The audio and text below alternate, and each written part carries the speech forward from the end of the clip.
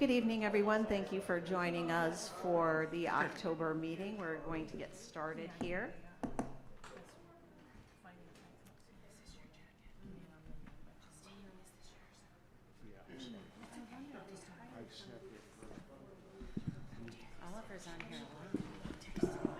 Good evening, everyone. It's October 22nd. This is the October monthly Board of Education meeting. At this time, I would ask everyone to stand for the Pledge of Allegiance. I pledge allegiance to the flag of the United States of America and to the republic for which it stands, one nation, under God, indivisible, with liberty and justice for all. Thank you. The next item on our agenda is special recognition, and that goes to Peter Corbett. And we have Dr. Nichols speaking. Yeah. Yes, Peter, come on up to the microphone. And I want to say some nice things about you. I had the privilege a couple Saturdays ago of heading over to the UConn football game, and there was a VIP tent where the Connecticut High School Coaches Association was honoring many coaches that were receiving, being inducted into the Hall of Fame. And Peter Corbett was one of them, and very deservedly so. It was really nice to see Peter's family was there. Peter's colleagues from the math department were there, and also coaches that have coached with Peter were also there. And I was like, this is something we definitely want to bring back to the board and recognize. It's just when the Master of Ceremonies was reading off Peter's accomplishments, I was astounded. And so I want to take a few moments here to kind of like highlight all the accomplishments that Peter has done and served. And really, when you think about coaching in Connecticut, it's really service. Right? It's service oriented. They're getting paid a stipend, but the amount of hours you're putting in is the pay is not commensurate. And so when you hear all of these stats, just know that basically Peter was just donating his time for the love of the sport and the love of the kids. And we really owe him like just a really debt of gratitude for this commitment. So bear with me as I go through some of this. How long did Peter coach? So he coached the outdoor track boys for 38 years, indoor boys and girls track 34 years, and outdoor track girls for 25 years. And over that time, there was a lot of successes. And so he did, for boys outdoor track, 491 matches or meets, winning 389 of them, losing 100, a couple ties, for a 79% winning percentage. The girls outdoor track, 211 wins, 85 losses, a 71% winning percentage. And some of the accolades for the student athletes and Peter. So state championships, 2 for boys outdoor track, 93 and 96, 1 for boys indoor track, it looks like in 2001. Girls outdoor, 2004 was a state championship also. Semifinals, boys outdoor track 1 time, boys indoor track twice, girls indoor track once. Great accomplishment. And what's most important, obviously, team championships. So these are, I can't even go through all the years, so how many team championships, league or state, for boys outdoor track? 15. 15. Boys indoor track, 18. Girls indoor track, 3. Girls outdoor track, 4. He was Coach of the Year twice, if I'm reading this correctly, in 2001 and 2022. And I could go on and on with the narrative here that he's written, but suffice it to say, Peter, the donating of time on being chairs of committee, on being like timers and scorekeepers and helping out at different events, it's 20 to 30 years doing all of this stuff. So Peter was a fixture in track and field, indoor and outdoor for our boys and girls, just providing a great deal of service. And on behalf of the Ellington Board of Education and the school district, congratulations on your induction. Just an amazing accomplishment. Thank you.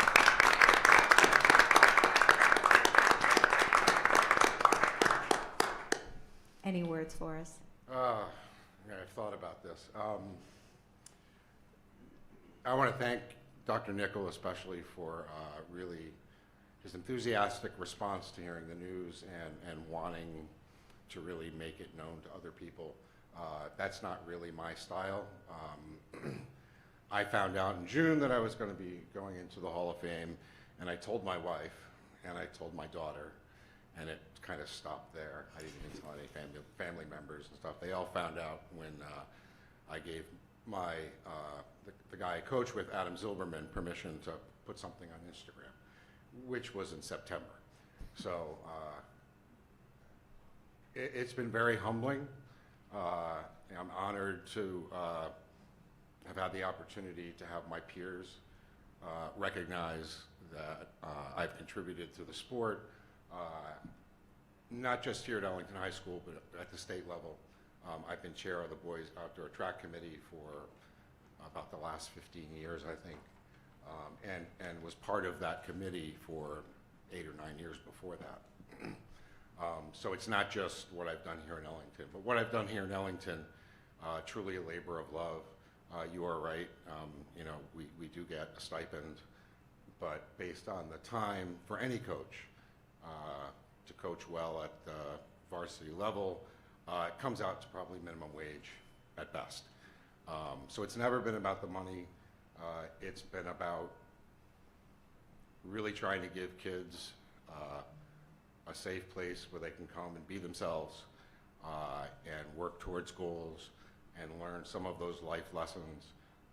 The same sorts of things I would do in the classroom. So really it's just an extension of my teaching. And I hope that maybe there's a Hall of Fame for teachers. I don't know. We're working on that one. We could start one. But it truly is an honor, and I want to thank you all for recognizing it, and Dr. Nickel for kind of putting this all together. So thank you. Congratulations.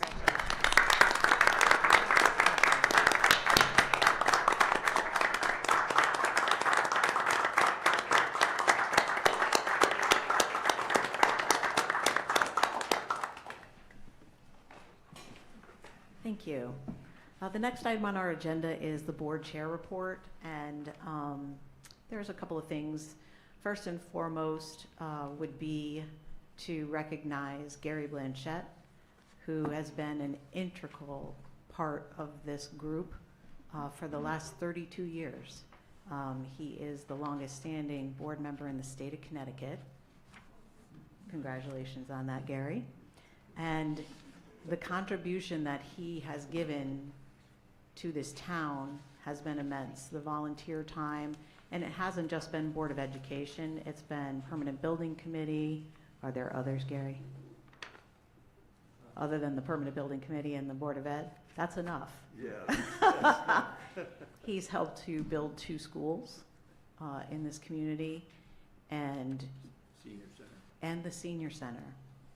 So he has left his mark, if you will, here in the town, and he has been an amazing contributor here at the Board of Education, and he will be dearly missed. So we thank you for your service and your time and your dedication to the students and the teachers and the staff here in Ellington, and we wish you the very best. Thank you.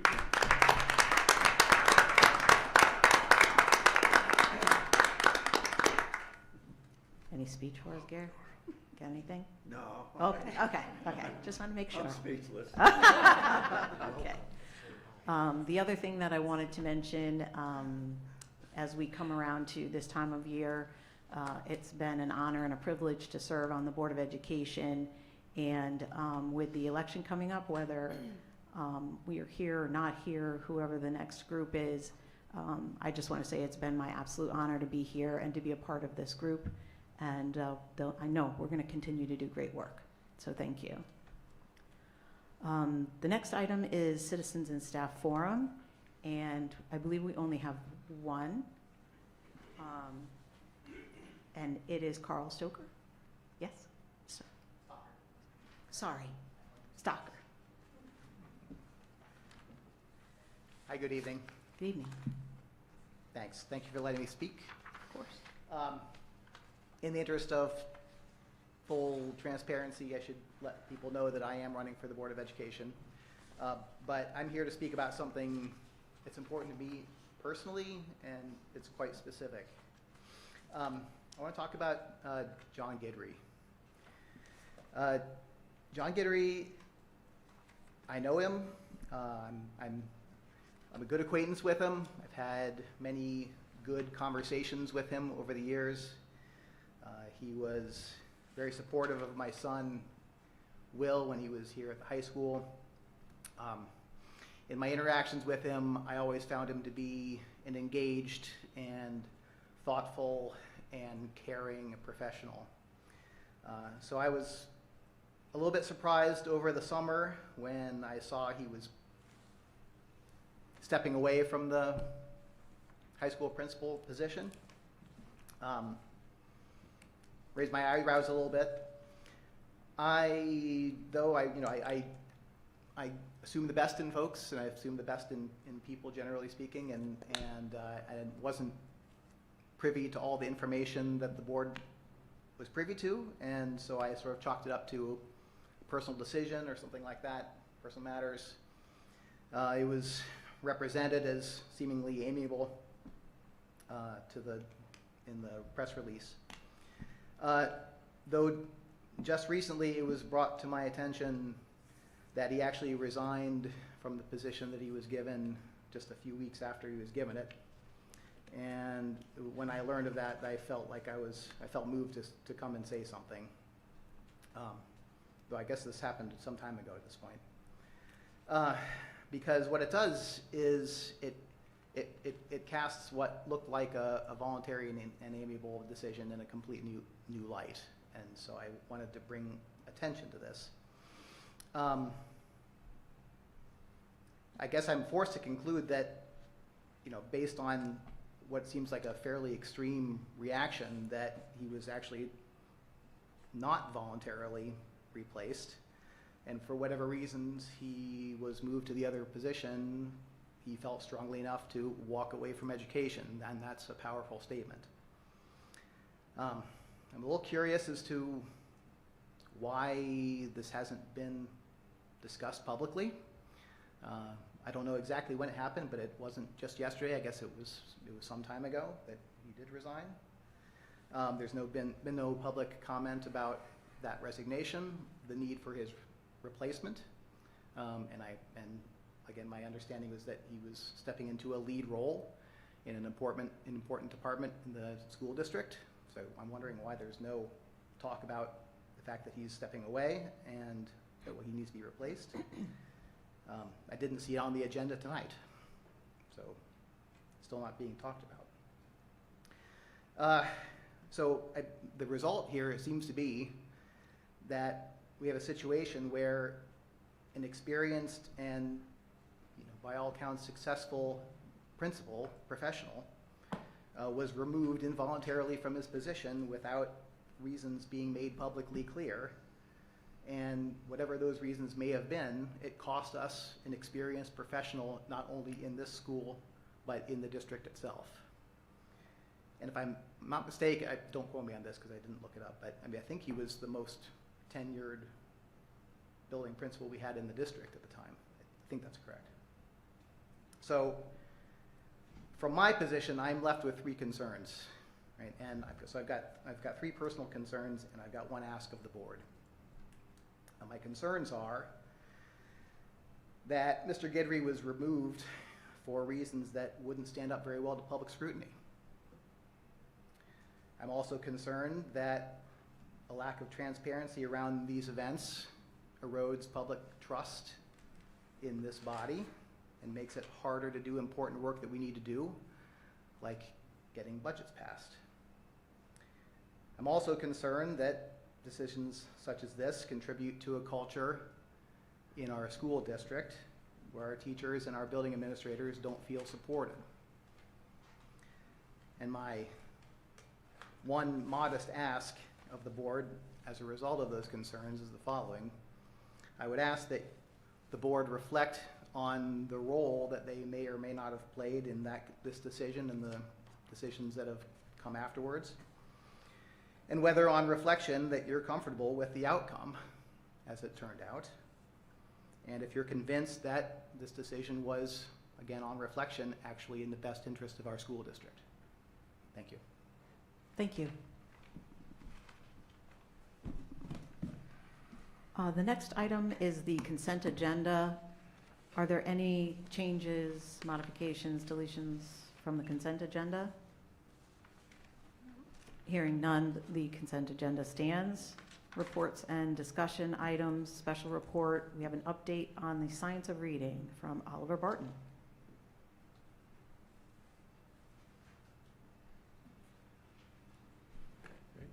Good evening, everyone. It's great to see everyone. And it was nice to have the celebration of Gary right before the meeting as well. So congratulations. I want to start by thanking the board for their service in general, but importantly for their support of our new curriculum resources, literacy in this case, and also mathematics across case 6. So tonight we're going to speak just a little bit about the literacy program a little further, and you're probably aware that last year was the first full year of implementation for the CKLA Core Knowledge Language Arts program, kindergarten through 4th grade. And at the last board meeting a month ago, the question came up based on the curriculum committee after we looked at Smarter Balance results, whether it was possible to see the results of that curriculum in those test scores. And we reflected and shared that with just 1 year in that first year of implementation, we weren't expecting to see a lot of growth that we could actually attribute specifically to the reading program.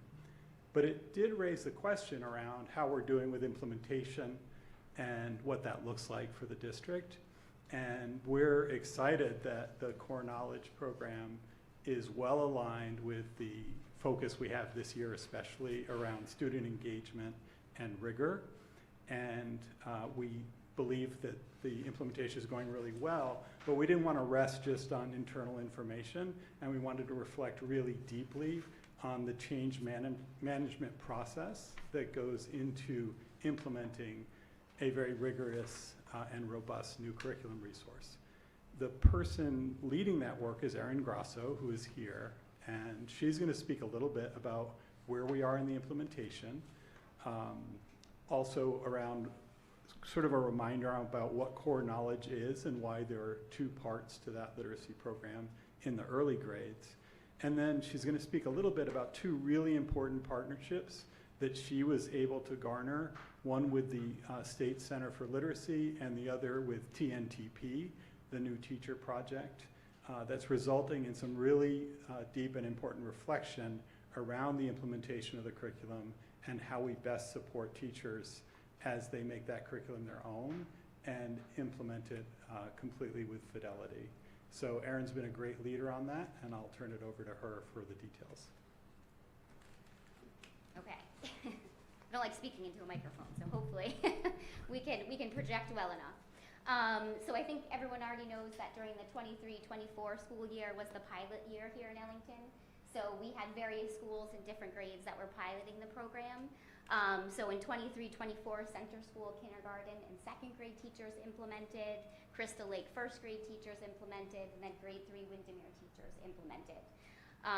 The following school year, the teachers in grades 4 and 5 were so excited by what they were seeing that they were also very interested in tackling the program as well. So in 24-25, Center School and Crystal Lake had a full K-5 implementation, and Windermere had K-4. In this current year, all schools have implemented K-5, and we also pushed into a program called Amplify ELA, so it's kind of the middle school version of Amplify CKLA into our grade 6 classrooms. So as just a reminder of the program, for K-2 classrooms, there's 2 strands. For 60 minutes a day, the students are in the skills strand. The skills strand is very explicit, direct instruction for foundational skills. This is where students are taught phonics, grammar, basic writing skills. But then there's another 60 minutes that is spent on knowledge. The knowledge portion of the day is where we're building student knowledge about current content. It comes through various topics for social studies and science mainly. They're learning discourse, they're learning how to ask questions, and really building their content vocabulary. So, as Oliver said, the Center for Literacy Research and Reading Success at the State Department is doing a lot of work to help support schools through this transition, because it has obviously been a really large transition for all schools across the state. So we've tried to take part in as many of the offerings as we could. During the 22-23 school year, there was a group that took part in what was called the master class. Scott was in the master class, Oliver was in the master class. The point of that one-year commitment was to really make sure that leadership in the district understood what science of reading was and why certain changes were being proposed. This school year, we applied and were accepted into 2 other offerings from the center. So the first one is ReadCon. ReadCon is a K-12 initiative to bring the science of reading past 3rd grade and into the middle school and the high school. So we have a team of 5 people that just were accepted to a 2-year commitment with the ReadCon program. And then from August through this coming December, we also were accepted for a partnership with TNTP. And so we are about halfway through that partnership. It's moving really, really quickly, but it involves 3 main things. So we have 10 hours of strategic advising, which is a team that we've put together. So it's myself, a literacy specialist from each of the elementary schools, and Jen Hill is our elementary principal representative. They're giving us 10 hours basically of kind of, virtual coaching, any questions that we have about implementation. But they also had us really take a close look at where we were in the phases of implementation. They have a program called High Quality Instructional Materials, and it has 5 phases of implementation. So we actually decided that we're still in the early phase. We're still in phase 1 because we hadn't hit everything yet. So that partner is helping us get through phase 1. The second thing that she's doing with us is school site visits. So we had a recent visit at Center School and Crystal Lake School, where she came to observe skills lessons in the classrooms and also knowledge lessons in the classroom.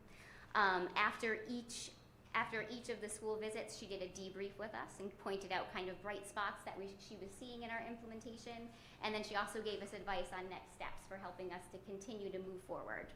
All of that information was shared with classroom teachers so that we can keep moving forward with the program. Where we have a visit planned December 1st for Windermere, where we'll do the same thing. And then the third component of the program is we have 5 online sessions, which are community of practice meetings. There's 25 other districts in the state that are also participating in TNTP's partnership.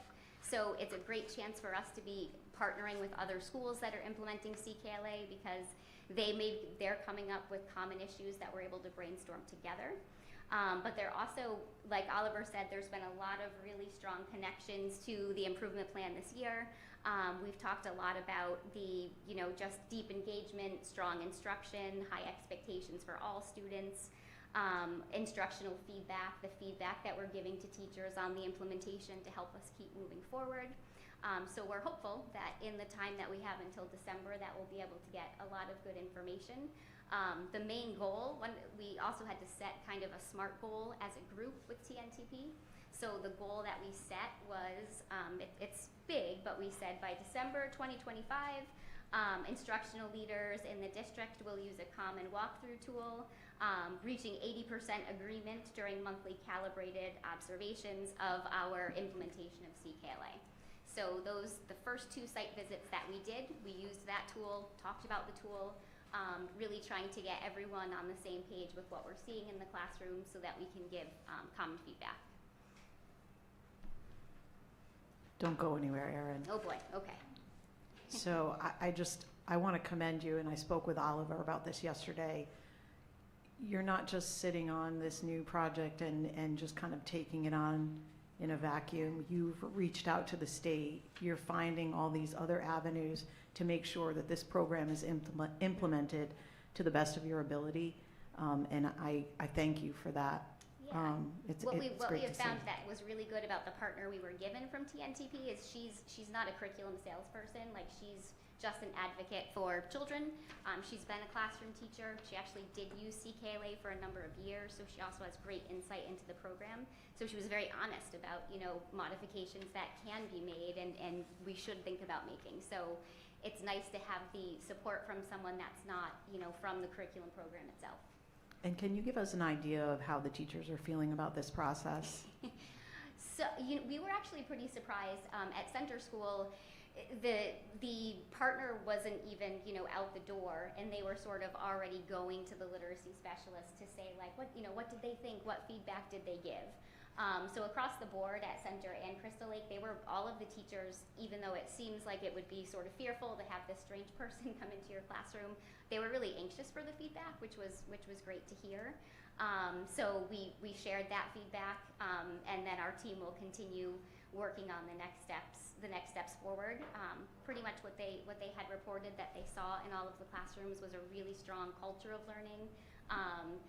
Teachers showing like a great joy for what they were doing and a commitment to implementing the program, and the advice that we had for next steps. We're thinking about if we are making modifications to the program at all, just making sure we're being true to kind of like the learning intentions in the program. So we definitely found it to be helpful. And I think the teachers, I was pleasantly surprised by how receptive they were to wanting to hear what the feedback was. Excellent. And will we get a follow-up after Windermere has their Sure. Yeah, we can do that. their walkthrough? Yeah. Any other questions from board members? Beat me to him. Thank you very much. Thank you. The next item for special report is the annual October enrollment update. Oliver, Great. just stay. Yes, hello again. So we provide enrollment updates, obviously, regularly. Last year, we did it quite a bit earlier, partly because of the new kindergarten age legislation. So that report was in August. So at this point, we're able to do the report after October 1, which is the date where the state officially collects a firm number. It's the target date for enrollment. And we find that this year we're 2 students more than last year, which is obviously very stable. So not a lot of change. So that brings us in at 2,526. The New England School Development Consortium does a lot of analysis around trends in the state, births in hospitals, new construction of housing. So they're able to predict what they expect school enrollment to be even before students enroll in pre-K or kindergarten. And they're across the Northeast, they're predicting declines in enrollment, slow declines, just minor declines in enrollment, but steady over the next 5 to 10 years. So what's interesting for Ellington right now is that we are 120 students above what they had previously predicted for this year. So that means we're definitely holding on, and they're predicting 10 to 15 students potentially, a change of 10 to 15 per year in comparable districts over the next 3 years. But it's a little hard to tell what will happen with Ellington because we bucked the trend a bit, which is great. It means that our schools are popular and our housing and folks moving in, balancing out any folks moving out or aging out of the school district. There were a few areas where we saw some increases. Pre-K was about 10 students. Larger kindergarten, I think a handful of students, small handful of students larger.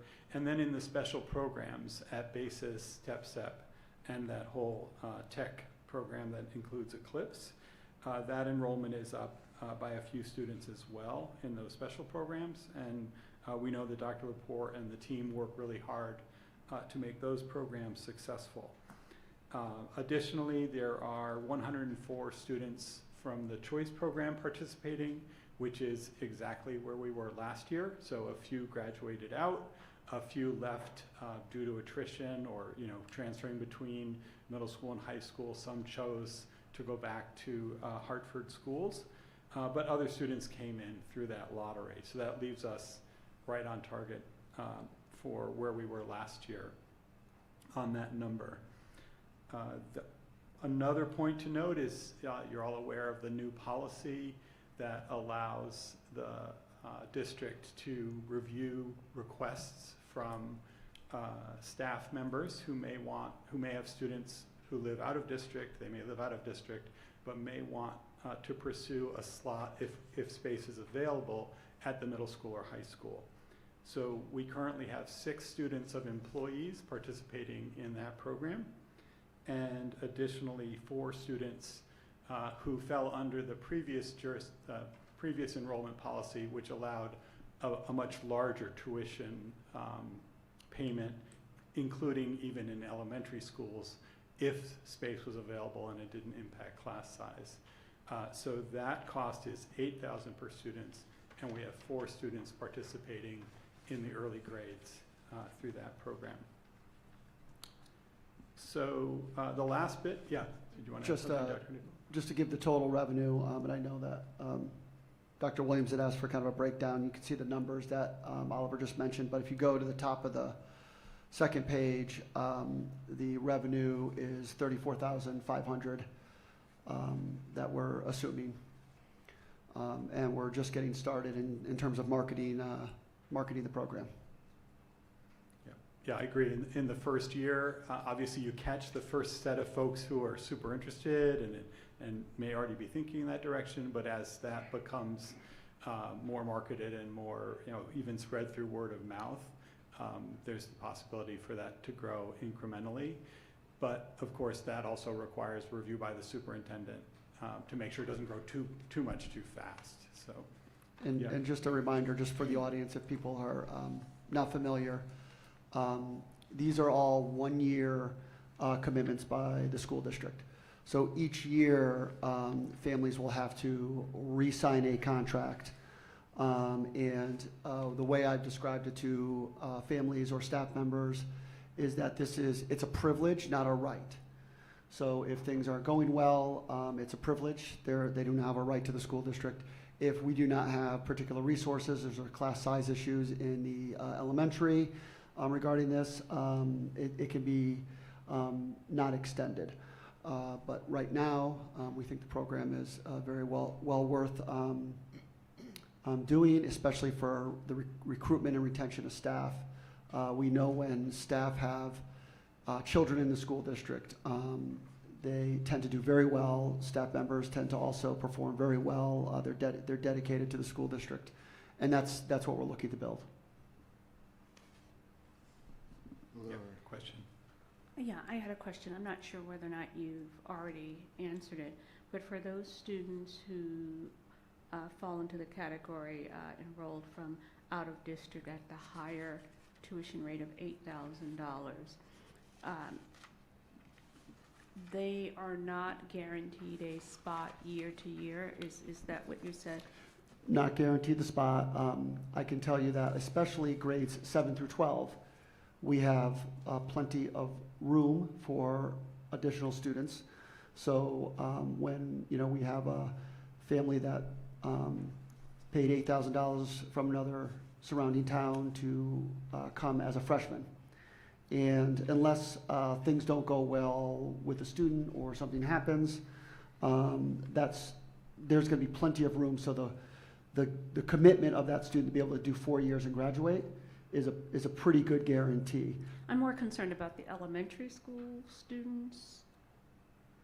Yes, and so we look at the class sizes and we make decisions on that. And right now we're in really good shape with the class sizes. And is it possible if we had a massive influx of population that it could skew things off? Yes, but it's more than likely highly unlikely. What I would probably be faced with, Dr. Williams, is not saying to an existing student from out of district that you can't come back for your 4th grade year. What I would probably be saying is, this year in 4th and 5th grade, because of the class sizes, we're not taking any additional new students in because the class sizes are high. but our class sizes are in pretty good shape.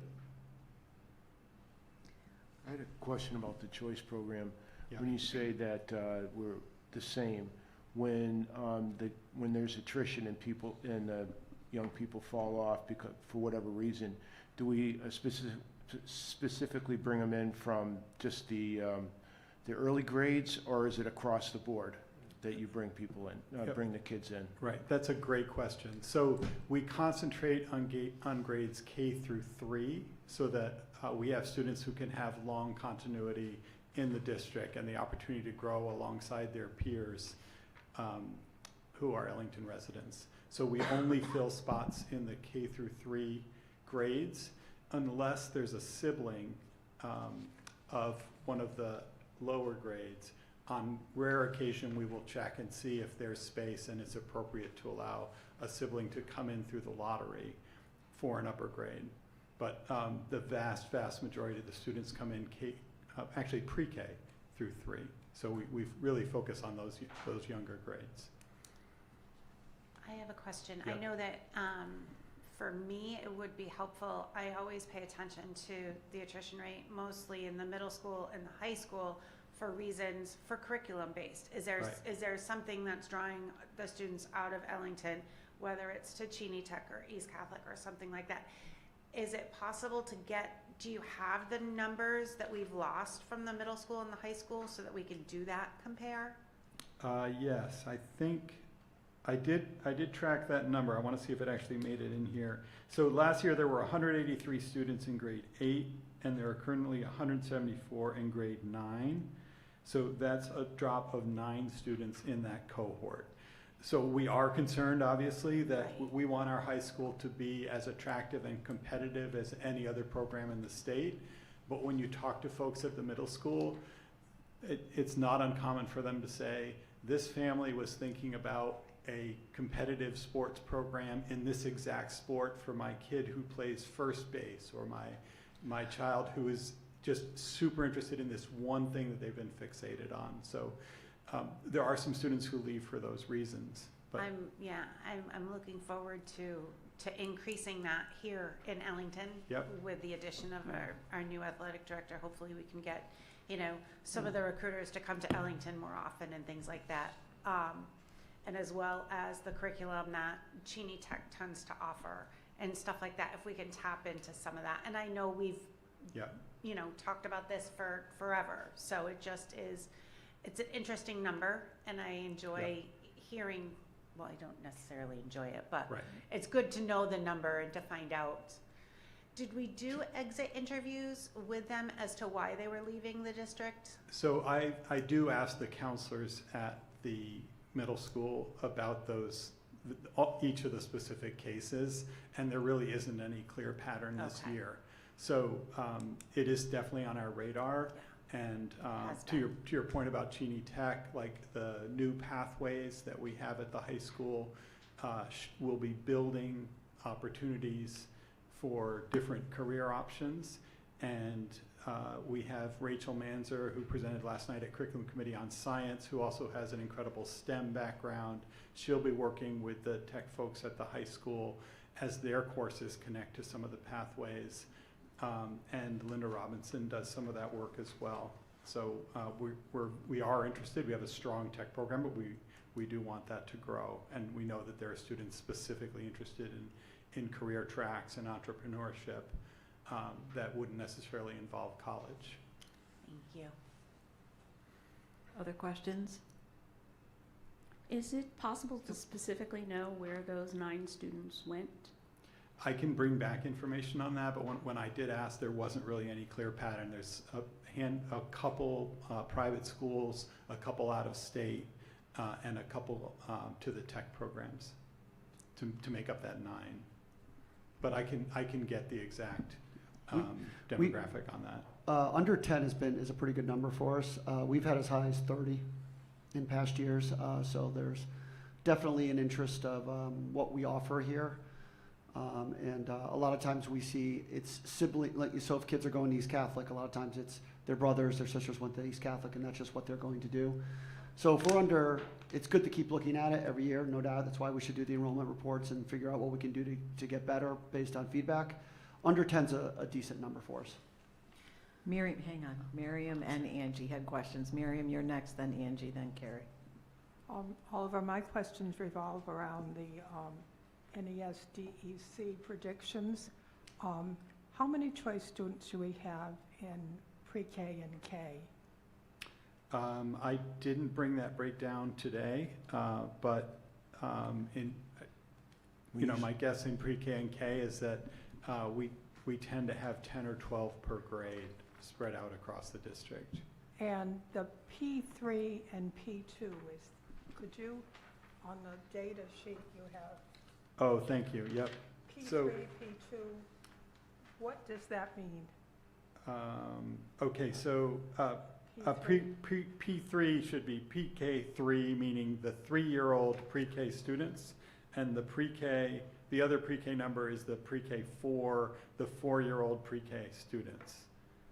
Okay. So my question is, when this group does predictions, do they take into account our choice numbers? I'm wondering how many students we have out of that 150 who are in kindergarten that are a part of the choice program. And when the group says that we're going to be in a steady decline of 10 students or for the next 9 years, Yeah.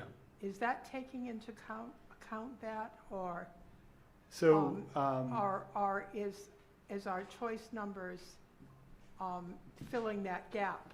right.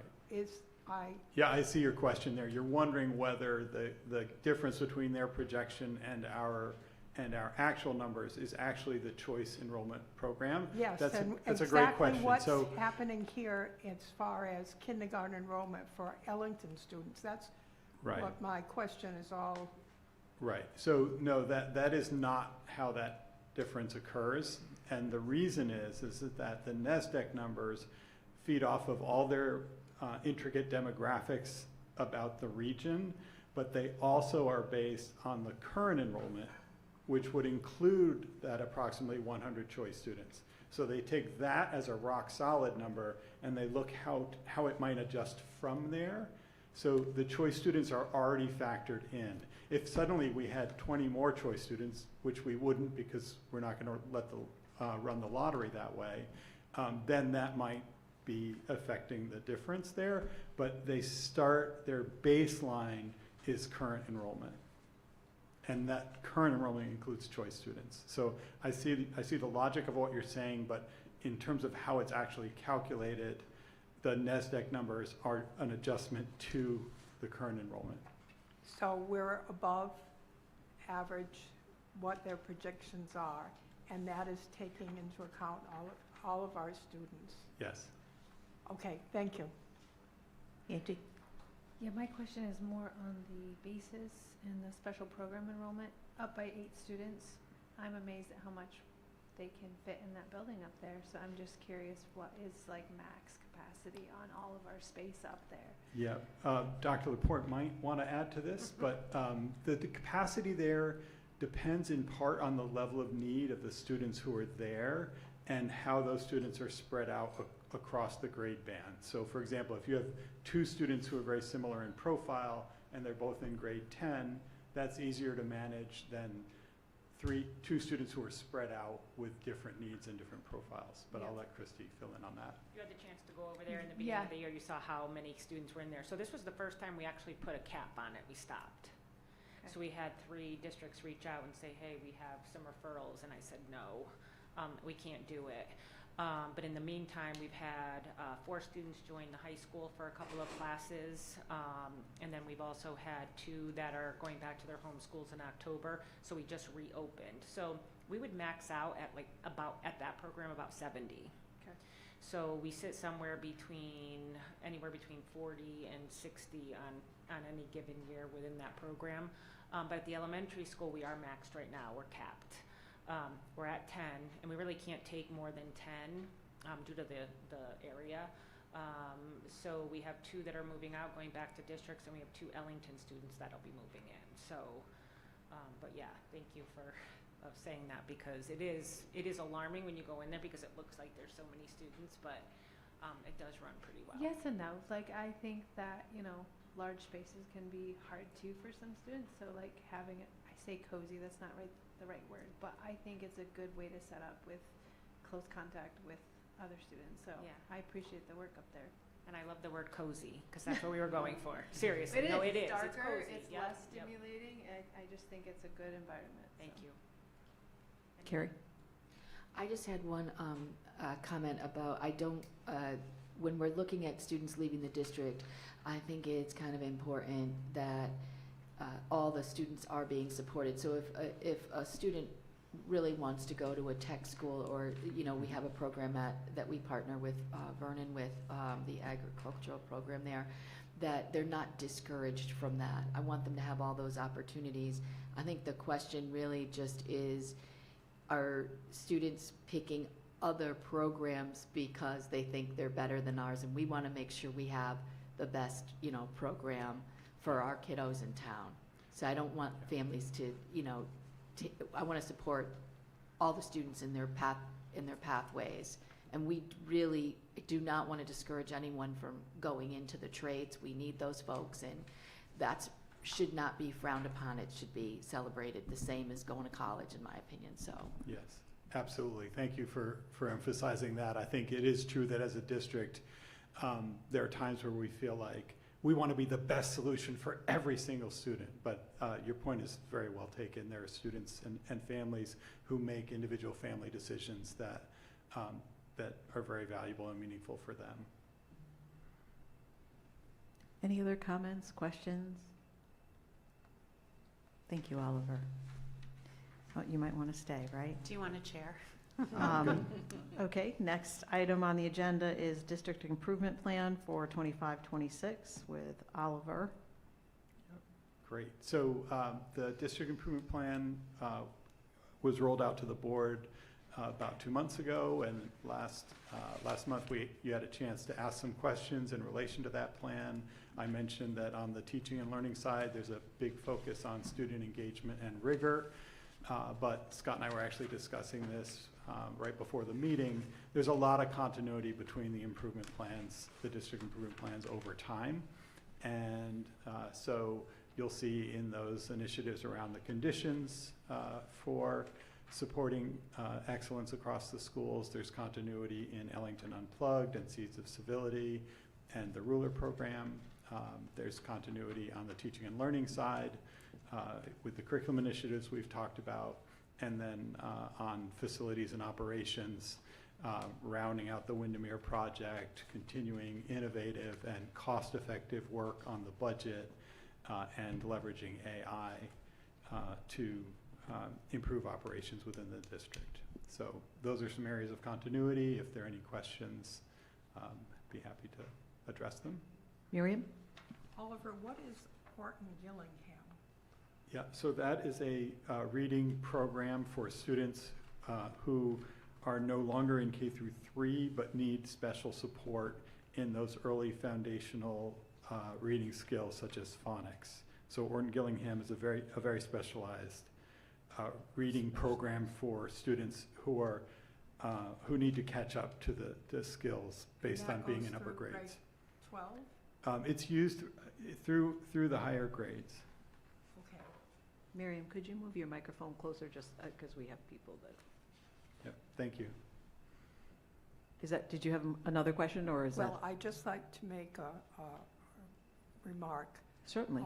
Based on reading the school improvement plan, I'd like to thank Oliver for leading us.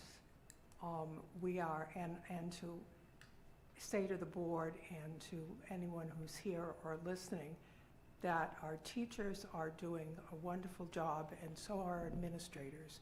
We've got a CKLA math reading program. We've got an illustrious math program. And last night we saw the science program. And I just want to say, as a retired teacher, that takes a lot of time and effort to institute a new program. And we are asking our staff and our administrators to institute 3 of them And they're all part of the school improvement plan. Thank you, Oliver, for leading us there. But I want to make sure that everybody understands the amount of work and dedication that our staff is putting into running these programs. We got some insight into the reading program tonight. I hope that we will be able to get some insight into the math and the science program, because we certainly had a lot of fun last night with our little experiments. But I think it's important to recognize how much our staff is putting into this to make these, we're getting results in testing results, and it's a change. They all have a common thread of rigor and cooperation, but to institute each and every part of that curriculum and learn it takes time and effort on our staff. Thank you. That's certainly Thanks, Mary. huge work done day in and day out by teachers in implementing those programs. And you can see the excitement in the classrooms and in the sort of week-to-week results that they're getting with kids. Any other questions, comments? If you want to. I would like to move that the Board of Education approve the annual district improvement plan for the 2025-2026 school year. Seconded by Marcia. Any further discussion? All in favor signify by saying aye. Aye. Opposed? Abstained? Motion carries unanimously. Thank you. Thank you. Thank you, Oliver.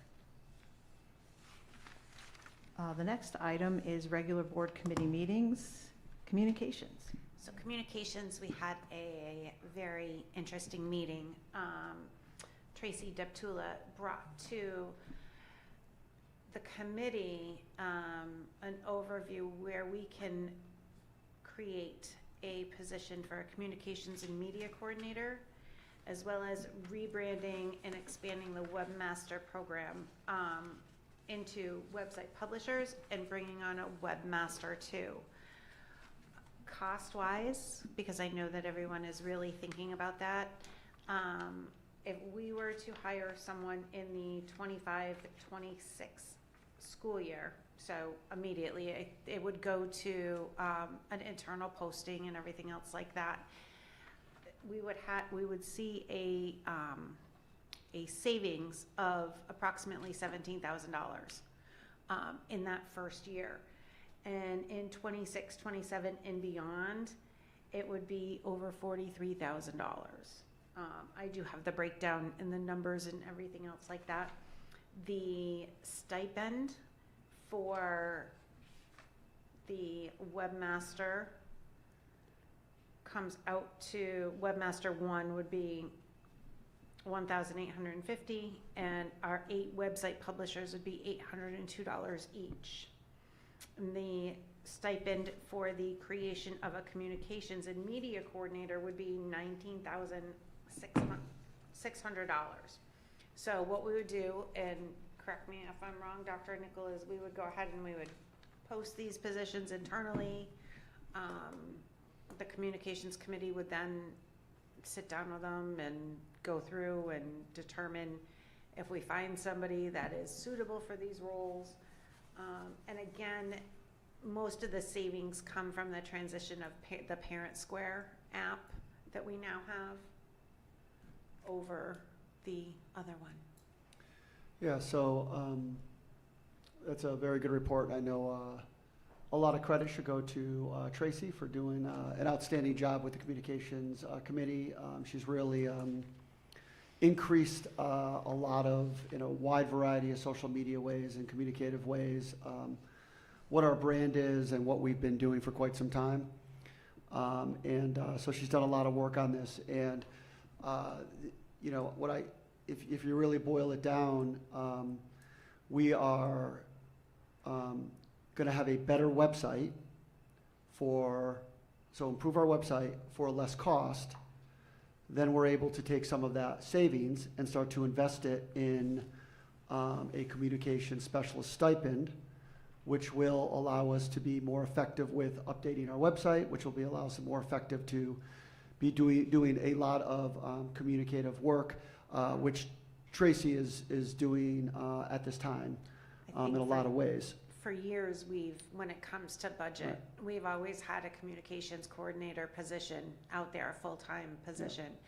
And I think with the work that Tracy's done and the work that the communications committee has done, we're able to bring that down to just a stipend position for now. It's a Band-Aid. I will say I will be a proponent for a communications coordinator for forever, because I think that that's necessary, but it is also the one budget item that's for years has been eliminated. So this would be the analogy that I would provide for how this is developing. Maybe 15 years ago to 20 years ago, when technology education became a big thing and IT became a big thing, you typically had the teacher that was really good at emails that started out doing a stipend position and kind of like doing some of the tech work.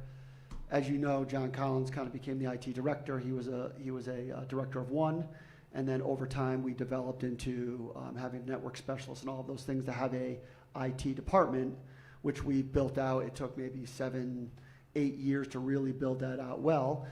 And Aaron Fliss took it over, and now we're going to be looking to move into another direction. The same thing is happening with the communication specialists, right? A school district is almost a $50 million organization, and to eventually have a communications marketing department to make sure your narrative of what is happening in the school district is set to just promote things at a greater rate is super important, because the taxpayers are paying for it, and the better we can get getting our narrative out there. So what you're going to see is we're starting with, if the board approves the stipend for around $20,000. Eventually, I'll be looking for the board to consider a communication specialist position, and when that occurs, I don't know. That'll depend on a lot of other competing factors for staffing in the school district. We have a lot of needs. But eventually, you're going to see a position like that will we'll be able to get a lot more out of it as the organization builds. And I can give a little more of a breakdown too. So for this year, the parent square savings that we're going to have is $17,000. The net new spending for these positions would be $21,066. So it's a difference of $3,900. And that would come from the choice funding. Going forward in 26 and 27, the parent square savings that we're going to see is over $43,000. And again, the net spending is still the $21,000 in the stipends. So the impact to the budget will be seen next year, where we're going to be saving over $22,000 a year. Why is the parent square savings going up to $43,000 in the second year? That is a good question. Where is Tracy here?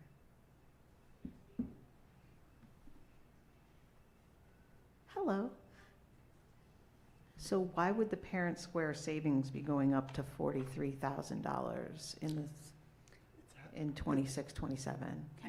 Can you say what that is? Yeah, Parent thing? It's Square. Oh, Parent Square. It's the new application that we're using for communications. Right. So we're switching from Final Site to Smart Site. And it's at the half point of the year. So final site's up to the half point of the year, then Parent Square website comes in. So the savings is only really half a year savings, not a full year savings. Because we switched companies? Yes. Yes. And that contract's up in January of '26. So the That's when we'll Parent Square transition. contract is less expensive than the final site. Correct. So that's where the savings comes in. My That's what- concern, Scott, is that our stipend positions are all in the teacher's contract, and we're talking about a stipend position. Would this need to be negotiated? Should it be in a contract? Is it open to people who are at-will employees? Yes. So it's not all stipend positions have to be part of the teacher contract. But Which yes, ones do we have that are not? I'd have to go give you, I could give you some list of that, but what we will do is, this will be posted internally for whoever wants to apply to it. Right, they can have any position in our district, right? They could be Yes. janitor, they could be assistant principal, they could be anything to apply if they have the skill set. It could be a para, it could be anybody at central office. So the board is allowed to create like new positions / stipends, this is not communication specialist is not a work product for the teachers bargaining unit. And how did we determine the amount? How was that determined, and how will that be dealt with in the future? This As far as the amount of money that we're talking about. For the stipend that we're paying them? Yes. It breaks down to hourly of about $20, I believe. For the communications and media coordinator, it comes down to $25.12 an hour. We went through the job descriptions, what they would be responsible for doing and handling, and what is being done now, and came up with a number. I mean, that we thought was fair and equitable. I mean, you can look on, there's several websites that can tell you what these positions are making hourly for larger companies as well. You can go out and you can search all that. And do we have web publishers currently? We have We one. We have, right now, there are 5 in place Oh. that are receiving a stipend. And are they each building? Yeah, 1 in each building. And then we have 2 that are unfilled at this time. And for the website publisher, it would be a 12-month position and would require 1 to 3 hours per month and 2 to 3 meetings per year. And again, with that stipend, we did the same. They're already out there, so that's what we based Do that we on. have that information in our packet? This was from the communications committee. I'd be happy to share it with you and email it to you for sure. It was in the wasn't, board it is in the email packet. today. Yeah. Email, today's email. Wait a minute, Jen, you said they'd be working 2 to 3 hours a month or a week? 1 to 3 hours per month Per month? for the website publisher and attending 2 to 3 meetings per year. For this coordinator position? No, No. that's for the website publisher. Oh, We were okay. talking I about got the conf- website okay, publisher. I was still on For this job. the coordinator, it would be, I don't know if we broke it down into hours and days and, I think it was approximately 15 hours a week that we would be looking for Okay. that position. yep. I would say for taxpayer dollar and the output that we get, it's a very good deal for the community, Well, if we get the right person, for sure. if we get the right person, correct. So I'd like to make a motion and move that the Board of Education, upon recommendation of the Communications Committee, to approve the use of the website savings to establish a stipend position for a communications and media coordinator for $19,600. Second. Seconded by Steve. Any further discussion? I actually have a question. Do we have a job description for the communications and media Yes. coordinator? I have it here. If you want me to share, I have one for the website publisher, the webmaster tech, and the communications and media coordinator. Be happy to share those. Okay.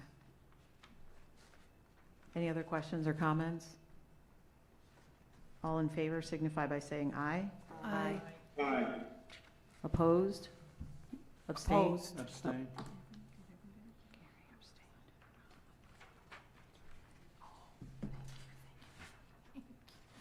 Miriam, you're opposed? I just don't have enough information to vote yes. Can I abstain? Oh, and Lenora abstained.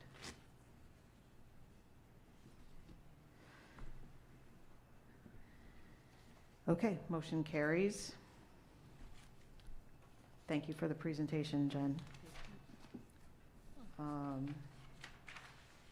Next is curriculum, Dr. Young. Thank you. Oliver, do you want to join us again and say hello? Hello. As many of you heard, we have a district-wide emphasis of engaging our students and increasing rigor. I don't know if any of you, other than Jerry, who we celebrated tonight, has the same length of perspective that I do, but there was a time in Connecticut when elementary teachers were less enthusiastic and less involved in science education because the state decided not to test for it for a while. And things have swung back, and we do need to teach science in our elementary schools. And one of the ways that we've kind of come upon doing that is integrating the core knowledge part that you just heard about from our science of reading, and allow kids to read about science while they're learning to read and learning to do phonics. And last night you heard we had some fun at the committee meeting because some 4th and 5th grade teachers came and demonstrated some new curriculum. These are the high quality materials, instructional materials, but it's not so much about the things, the manipulatives that kids get to do and the materials. It's requiring a real change in how we teach. And you've also heard about that already in our meeting, where teachers are acknowledged for the amount of effort they have to take to turn the instruction over to the students. And in science, that means asking them their initial thoughts about things, like what happens when you kick a soccer ball? How do collisions impact things? Externalizing their initial thoughts and then investigating them. So it's not so much that teachers any longer are asking driving questions like, why do butterflies migrate? It's coming from students and their initial thoughts, and it's about collaborative inquiry in the classroom rather than mastering scientific concepts. And there's need for vertical integration from 4th to 5th grade, the curriculum, from into the middle school curriculum, and even into the science classes at high school. So we heard from Ms. Mander last night about how they started with 4th and 5th grade.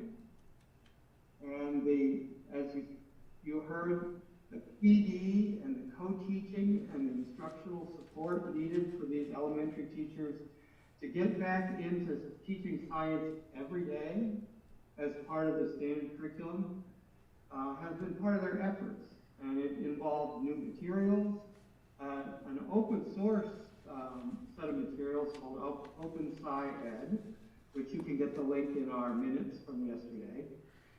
And those who were there, not virtually, got to play with the little sample kick stand and tap the kick and have a hard kick and do some observations with soccer ball collisions that then move on to other athletic collisions of various sorts, and then on to forces, Newtonian forces in middle school and high school curriculum.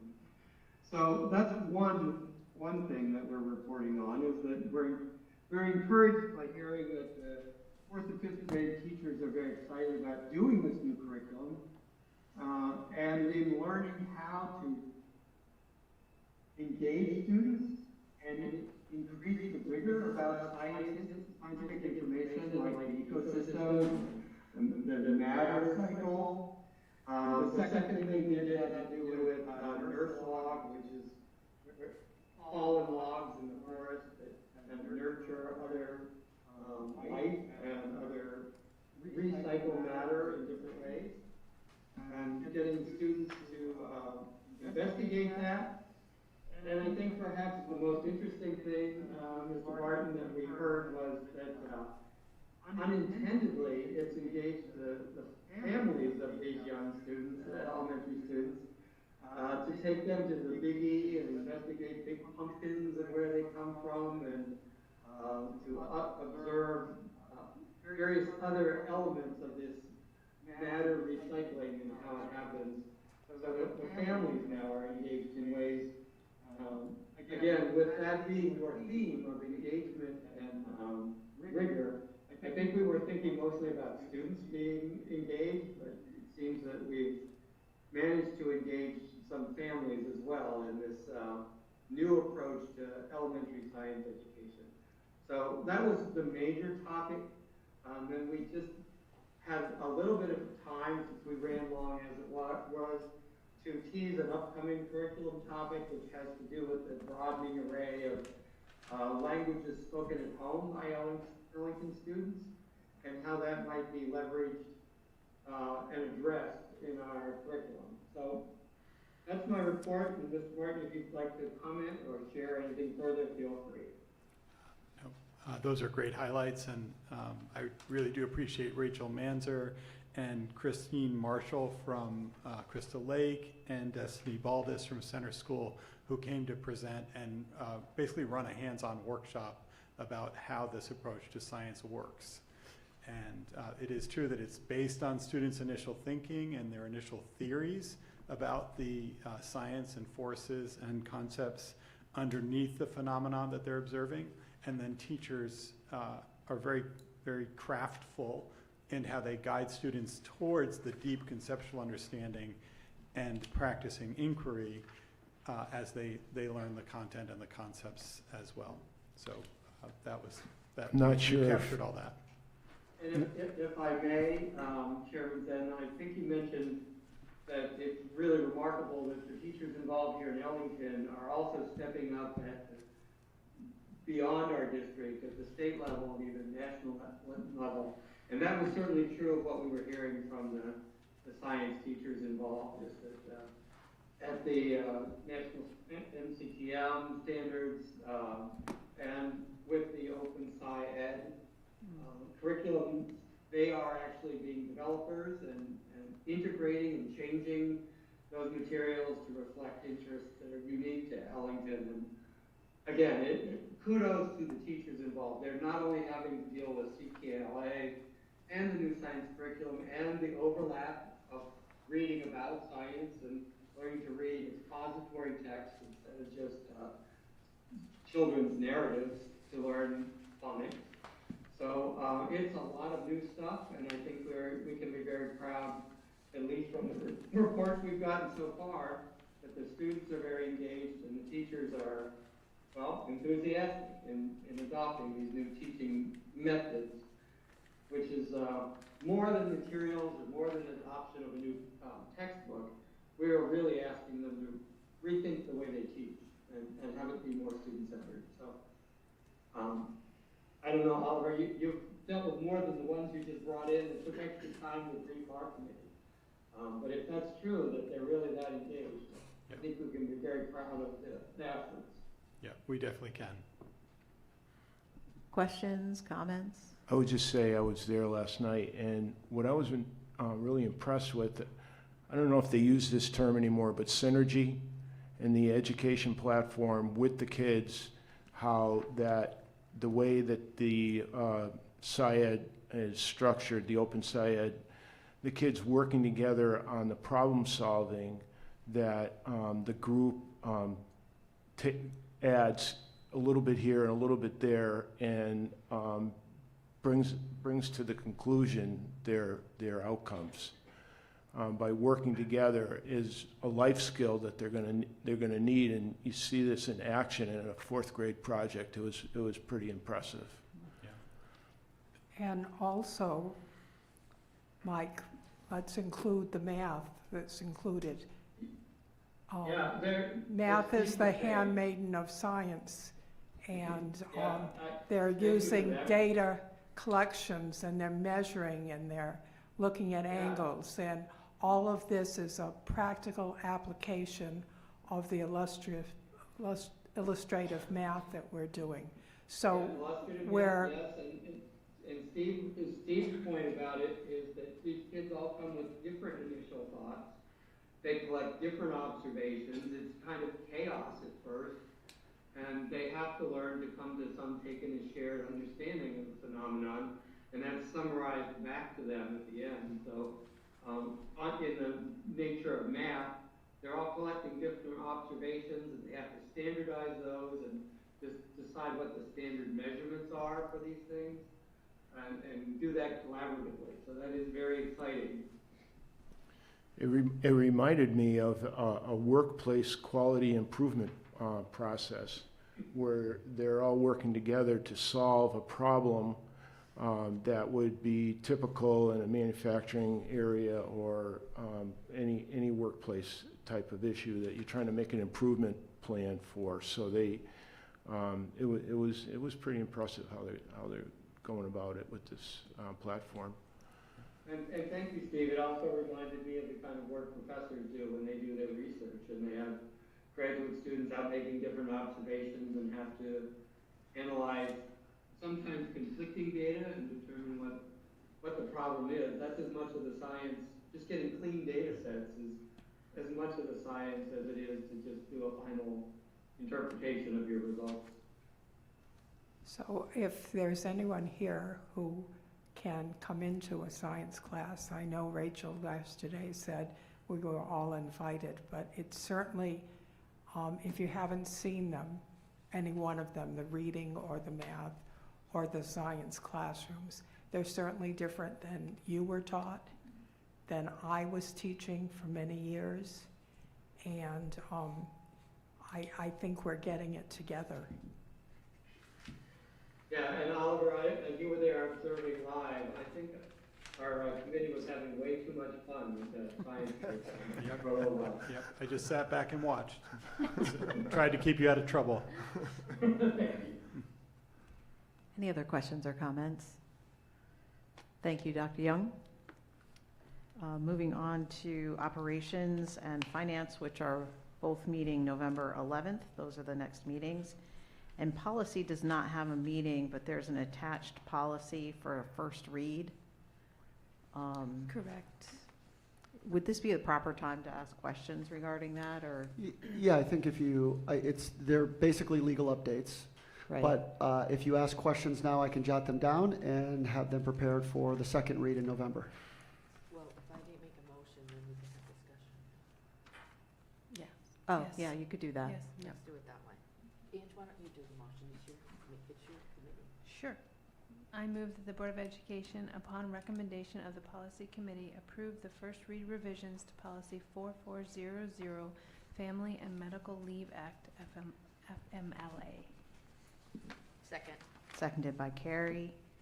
Any discussion? The one question I have, Scott, is on the second page where it talks about federal FMLA. I noticed that they struck that federally they don't consider serving as an organ or a bone marrow donor part of that anymore. It still shows that it's an option on the Connecticut side, but it no longer, it was struck from the federal. I just want to make sure that that's, Yeah, I can. just want to understand that. Yeah, I can look into that. Thank you. Any other discussion? All in favor signify by saying aye. Aye. Opposed, abstained, motion carries. Thank you.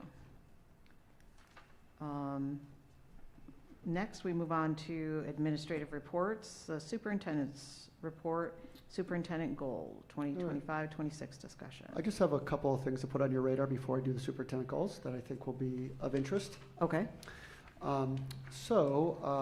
You have a handout here with Brandon Hubrin's picture on the front.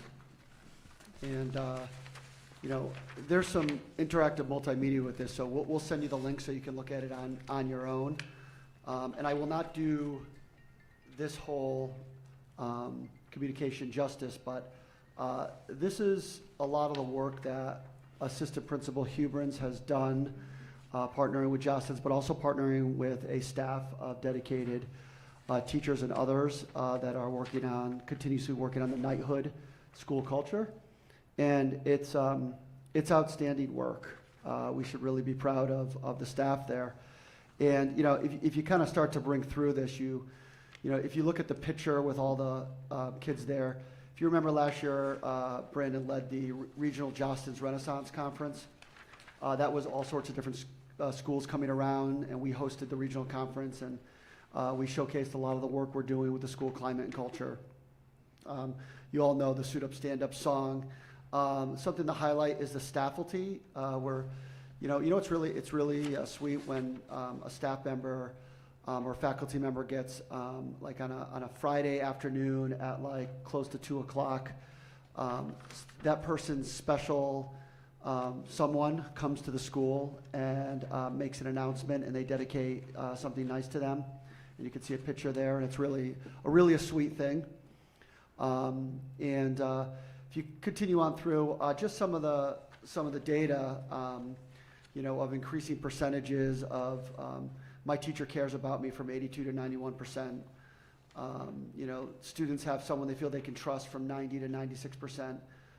You can read those on your own, but it's a testament to a very intentional group of teachers working with the overall staff to say, we want this place to be great, we want to work with the students, and we want to do a lot of great work. The 3 pep rallies per year that are coordinated well, are really fun to watch, and the kids love them. And so I just wanted to submit this as excellent work for the high school, and Mr. Huberins and the staff should be proud of what they've done there. But I also want to highlight something else. This is kind of a little bit hot off the presses, and this involves Mr. Mitchell and Mr. O'Neill. So Mr. Pat O'Neill is our new athletic director. He's going to be starting officially November 3rd, but he's been doing work off-site on boys swimming. We've struggled a little bit with boys swimming. We have a lot of dedicated swimmers, and we have, I know Allison Hayden has been a strong advocate as a parent for the swimming program, and that's fantastic, the boys swimming program, that's fantastic. And, one of the challenges was we were in a co-op with Enfield and Suffield, and, it was just a challenge on a lot of different levels to have the experience for our boys swimming that we were hoping for. Our ultimate goal, as you guys have all known, is that we want our swimming program to be ultimately at the Y in Ellington. We want to be our own team, the Ellington Knights. It's not as easy to get your own team as you think. And also being in the co-op and going out to Enfield was costly. It just costs a lot because it's like, it's a significant amount to transport. So Pat O'Neill and Mr. Mitchell, John Mitchell, had worked with Enfield, Suffield, and also the CIAC, and they came up with a fairly creative solution. Essentially what they'll be a, not a cooperative, a collaborative. So that means when they go to a meet up at Enfield, they're going to be their own team, but they're in the same meet competing against other teams and also competing against Enfield and Suffield, which means they also we're able to hire our own coach and ensure that we have the coach to our standards of what our kids deserve. So that is a very, very cool thing.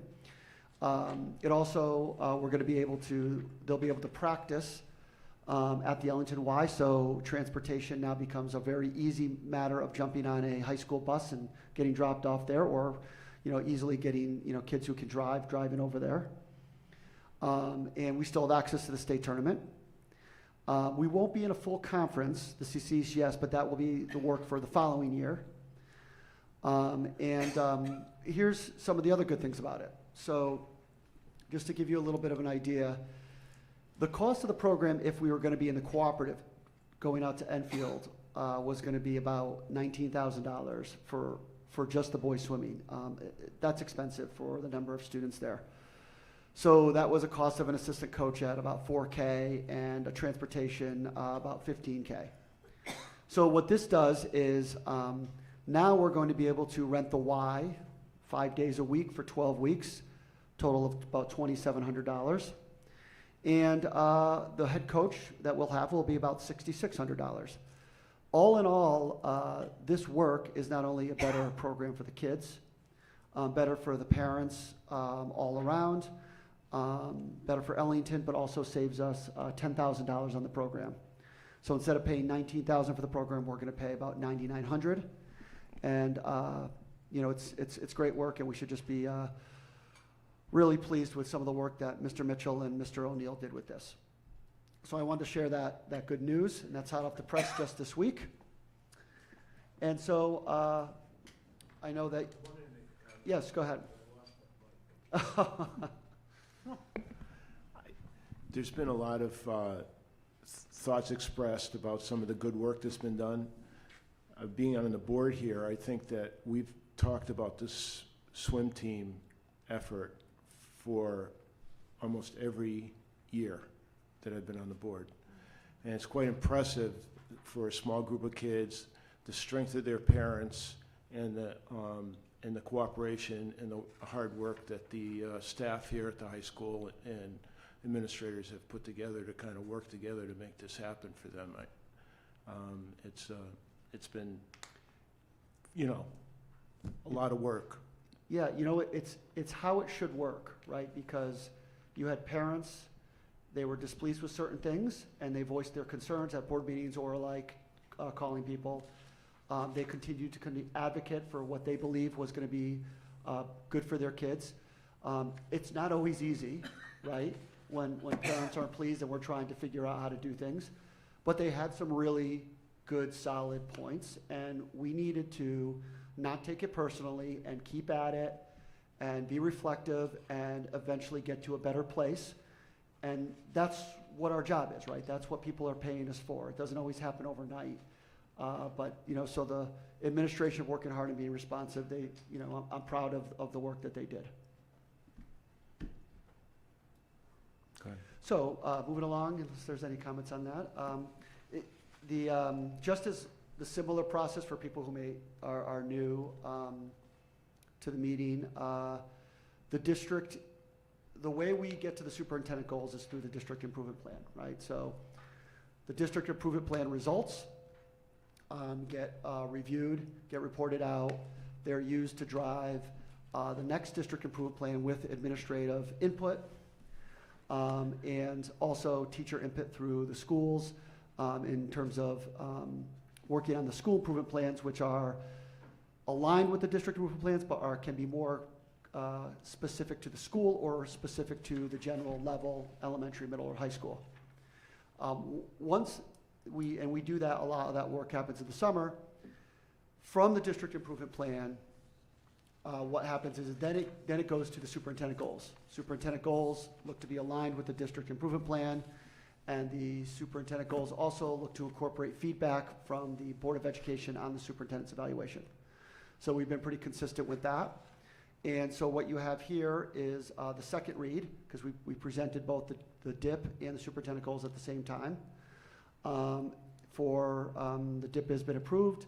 Here are the superintendent goals. And just understand that also you can approve the superintendent goals. There's always more work and more things to be discussed about the superintendent's work. And so, these are here presented for you, for your consideration. I can certainly highlight anything more or answer any other questions. Questions? Yes, go ahead, Lenore. Sorry, I can't, my line of sight here is. That's because I'm hiding Yeah, deliberately. okay, that's fair, that's fair, okay. So I had a question about one of the, I think it's 2B or 2C in your goals about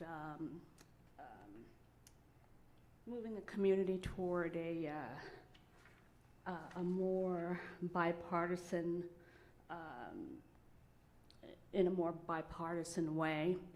And I just had some questions about some, I don't know what you call them, tweets now or X's that appear on the Board of Education website where you have we treated multiple times quotes from RFK regarding MAHA, and I think that this may be contrary to that goal. Is that something you plan on continuing doing? Well, I appreciate you asking that question. So those tweets or X's, whatever they're called, have been specific to when there has been chemicals in the food being removed All of them have been, and that is consistent with the position of the Board of Education and my lobbying of trying to remove chemicals from food. So when the red dyes are moved, when different things have occurred on a federal level and a state level where food has been improved, that has been the consistent. I have not been retweeting other aspects of Mr. Kennedy in other areas of what that job has been.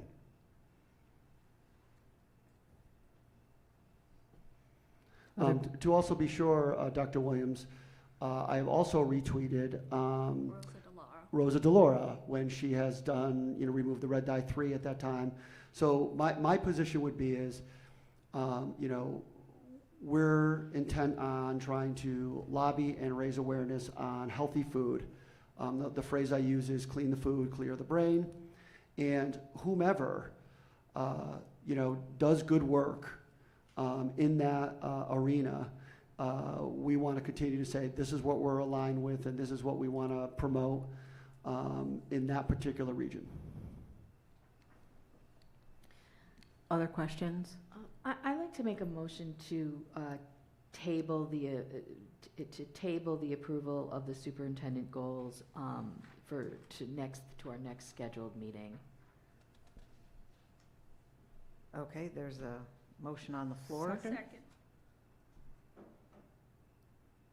I don't know who said it first. Well, let me read it. Miriam, is that who we're giving it to? Yeah. Any further discussion on tabling? Yeah, I would suggest that too, because you may have new board members and they may have questions and may want to add to the goals. Okay. Any other discussion?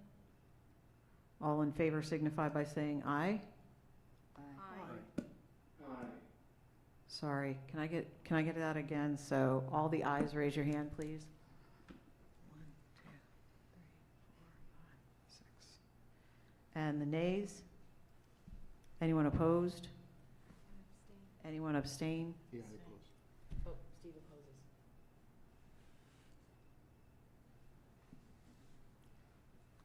Steve, you're opposed? Yep. Okay.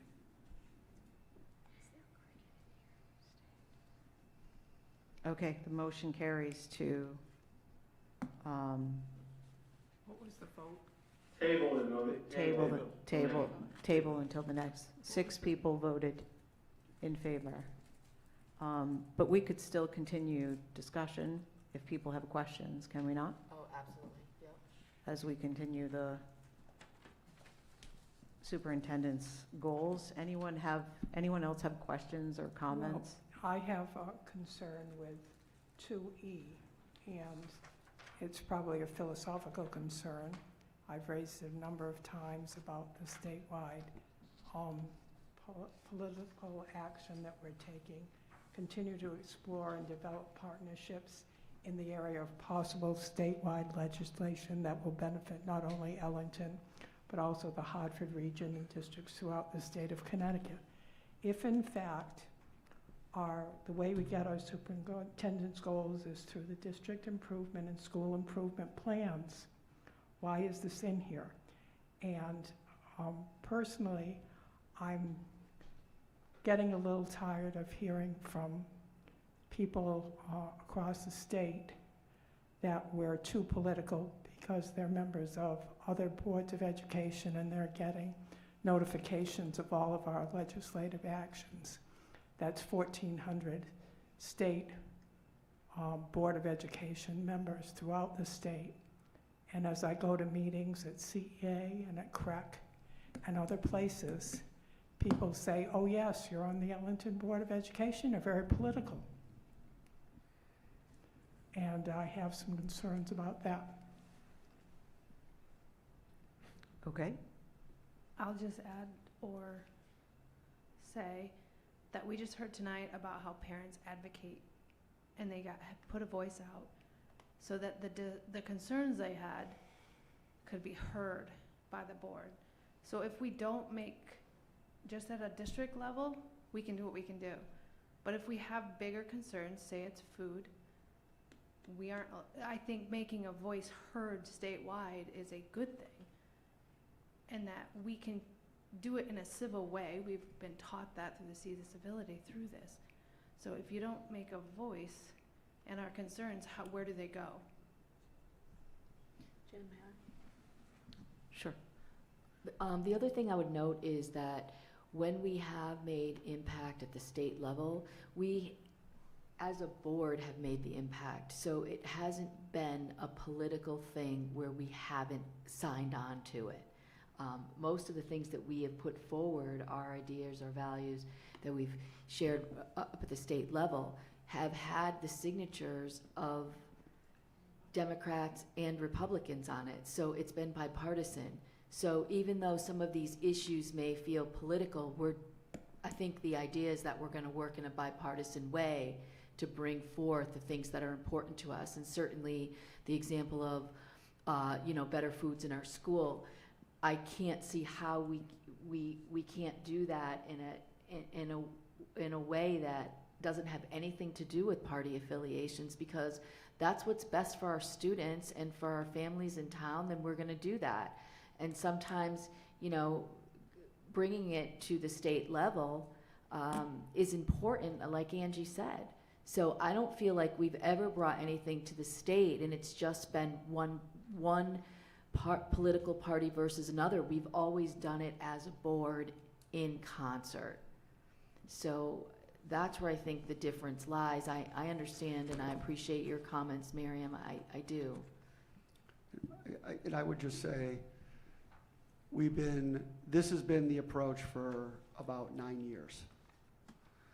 And I can remember when we were in 2021, where we were in the library, and we had masks in the cafeteria, and we had masks on.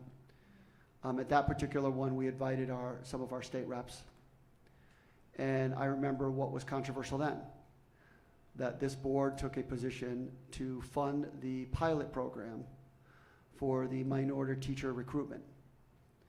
And it was very controversial in that many people felt that that was a affirmative action-esque type of program, and they had their own political bent on it.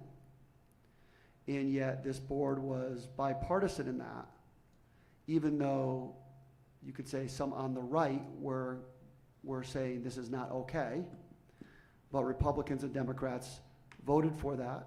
Why? Because the principle was that there was a group of talented people that we were having difficult accessing that happened to be Black and Hispanic, that were in an accelerated program to come to districts and become teachers and to diversify our workforce. We have since been funding that program every single year, and I think it's something that we are proud of, and I think it's something that the board should be proud of. So there are many examples of this over the last 9 years that this board has undertaken and that I followed their direction. And yes, these are things that I bring because that's what you pay me to do, to kind of figure out what can be moved in the legislation, how we can raise awareness on these things. Anything worth talking about and lobbying for that is going to make a significant impact is hard, is uncomfortable, can be at times divisive. When we signed off on the masking policy, we were against that with the masking of unvaccinated students in athletics, especially because unvaccinated students were disproportionately in the Black minority communities. And so that was a very challenging position the board took that was contrary to what the governor and the state legislature had in the Department of Public Health. Over time, that has proven to be a very good position. Right as it stands now, masks for the spreading of illness in sports is not something that people think is germane. And so at the time, there was a lot of consternation, and it was very hard, but the board took a stand on these things. And I would also remind that what we did at the convocation in front of the staff is we did and I know not everyone was able to attend, and it is on video. We did a 5-year look back at a lot of those positions and a lot of the work that the board has done. Certainly, the superintendent works at the pleasure of the board. And certainly, we do this advocacy over the last 9 to 10 years in a unique way, which raises a great deal of awareness. And so, you know, the board has to decide if that's important to them, right? Because I'm working at the pleasure of the board, and I have my thoughts and my ideas of how to try to make change. And that's why I bring these things to you every year. That's why I also have you vote on not only the letter that you're signing, but I also have in the motion that you authorize me to advocate and lobby on your behalf. So I just remind the board of those things. And none of this is easy. Scott, I'd like to go back to 2B, if I could, please. And if I could read it, there's a part of it that I would like to come out. It says, continue to move the community forward in a bipartisan fashion, comma, as was done with the presidential election 2024 initiative, comma, while leveraging a transparency for trust approach to ensure families are partners, possible exploration of Ellington's version of Rock the Vote. I love the Rock the Vote idea. The part between the commas where it says, as was done with the presidential election 2024 initiative, I believe that's an opinion, and I'd like to see that part stricken from that one goal. Okay. So certainly I certainly can consider that. It's your goals to, it's yours for the board to approve. If you go to the website right now in the presidential election 2024, and all of the comments, all of the videos, the entire aspect of the entire initiative was giving everyone a voice of allowing all students to be able to debate immigration reform in a class in a civil way, which we achieved at the high school. Allowing middle school students to debate gun control, which is also a sensitive topic that is very partisan for different parties, in a civil way. And so we created lessons. We did videos on those things. So that's what you're referring to, are the lessons and all of that. Right, so the whole thing was around the presidential election, and what we did was, so the immigration reform was, and also talked about with the vice presidential debate, where we had the high school kids talk about the vice presidential debate and talk about whether they were being civil or not and how they were conducting themselves. They did that, and we had lessons that were done. Okay, by explaining that, it makes... Developed in social studies with social studies teachers. So this was, I think, one of the better things that we've done, because what we knew, Jen, was that no matter what happened in the presidential 2024 election, there was going to be, people were going to be upset and there was going to be consternation. We knew this. And so what we did is, we were proactive, and we said, we're going to give kids an outlet. We're going to empower teachers to do this in a good way. And we achieved that, and it was something that was reflected in my evaluation as something that was done very well. So then instead, I didn't read it as that. Okay. So perhaps maybe add, at the middle school or high school or something similar to that, just so I know that those were lessons from here. Okay. Jen, could I just Certainly.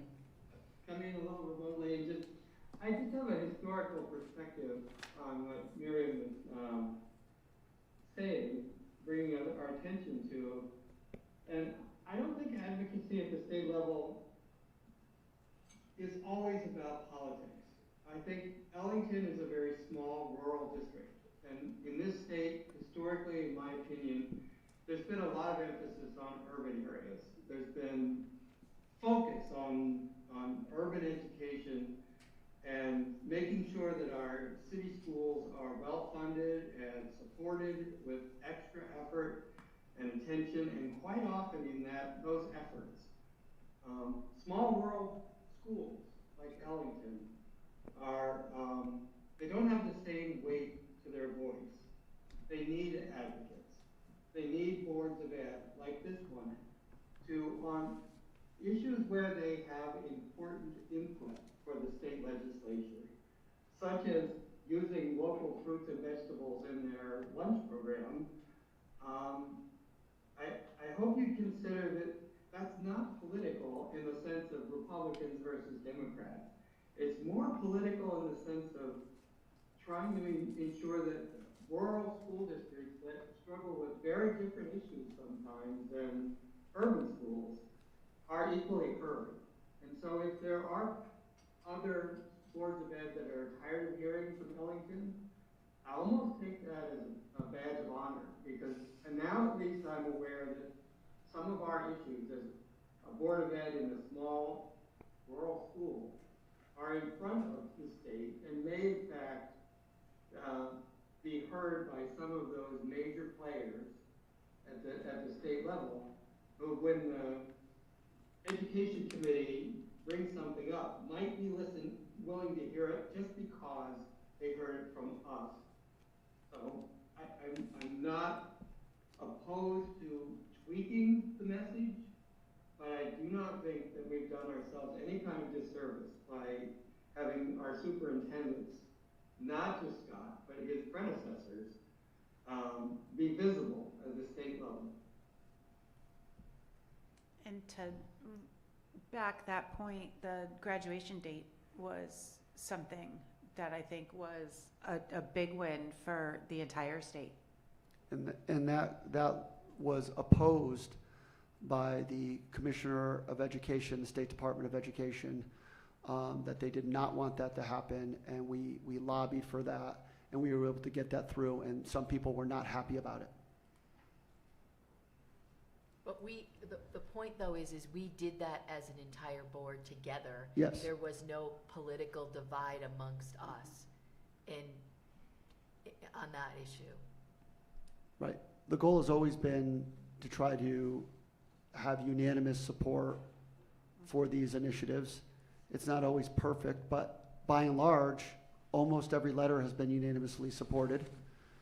And that's part of my job, is to work hard to say, okay, what do each of the board members think? What do they think is important? And how do we bring consensus to it here so that when we lobby out, we at least have a unified front? And that's not an easy task to do. Other questions or comments? Otherwise, we will move on and we can talk about it again next month. Okay. Moving on, thank you, Scott, to Director's Report, Monthly Financial Report. Alicia? Hello. Out of the, for the monthly financial report, out of the current balance of the current budget of $47,921,412, there is a balance of $1,517,438. This includes all encumbrances, pre-encumbrances, accounts payable, and payroll through October 22nd, 2025. For the lines that are over, this would be Object 111, certified salaries, and we're still examining the encumbrance within that line. This would be the same with Object 112.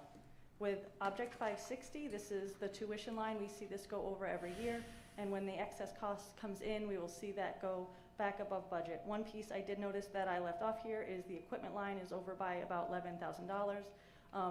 There will be Chromebook funds going into that line. We have been buying some. I worked with Aaron before he left to get some needed equipment orders in place, and that transfer has not yet been made in to cover that.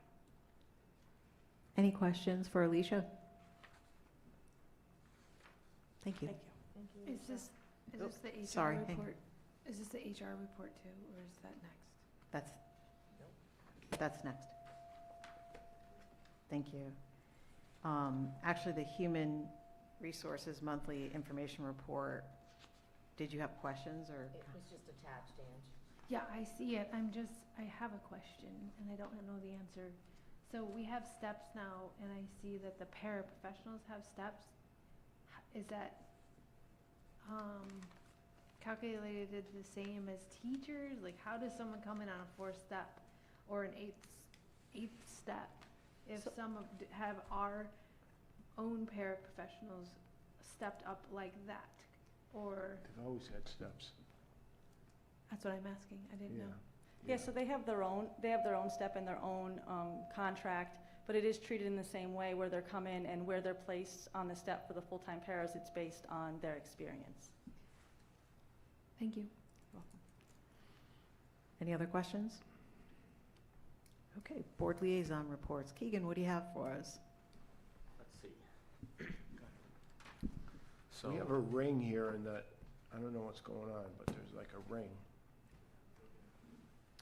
So I couldn't make the last meeting, so I don't know how it went, but from what I believe got said, recently OKP had their annual 30-60 play, where they produced 60 plays in 30 minutes. No, 30 plays in 60 minutes. 60 minutes. Sorry, which I believe went well. They did it Friday and Saturday, the 10th and 11th, and I haven't heard anything bad about it, so I'm assuming it went well. Boys and girls soccer team. The girls had their senior night recently, and the boys have their senior night tomorrow night. Both sports teams are doing well. The girls cross country team recently won the NCCC, so they won their conference, and they went undefeated, which is a pretty big accomplishment, which is great for them. And then recently, it was a couple weeks ago, we had our homecoming, which went pretty well. We had a lot of students show up, which was, for me, working the table, kind of chaotic, but it was fun. Winter sports registration is now open for high school students, so that includes the new boys swim team, which is no longer co-op, but apart from what they used to be, I guess. And let's see, there are students, from what I've been hearing, with the new schedule, their students are still getting used to it, in the sense that they're still a little confused on like what day is what, and the fact that we had our past 2 weeks we had like no drops, so we had all 8 classes, and then going back to the drop schedule was a bit confusing. But other than that, I've been hearing good things about it. I personally enjoy the longer periods. I think it gives me more time to get all my work done. We had open house put on, or not like put on by student council, but student council played a big part in it. That went well as well. The quarter 1 ends the 30th of October, so that would be the end of the first marking period. And then looking ahead, the 11th of November is our Veterans Day ceremony, which is always a pretty big one. I always look forward to it. And then back to the sports, the cross-country team, the boys and the girls, I believe, have their states meet coming up this Saturday, the 25th, at Wickham Park. Great. That is all I had prepared, unless you guys have any questions.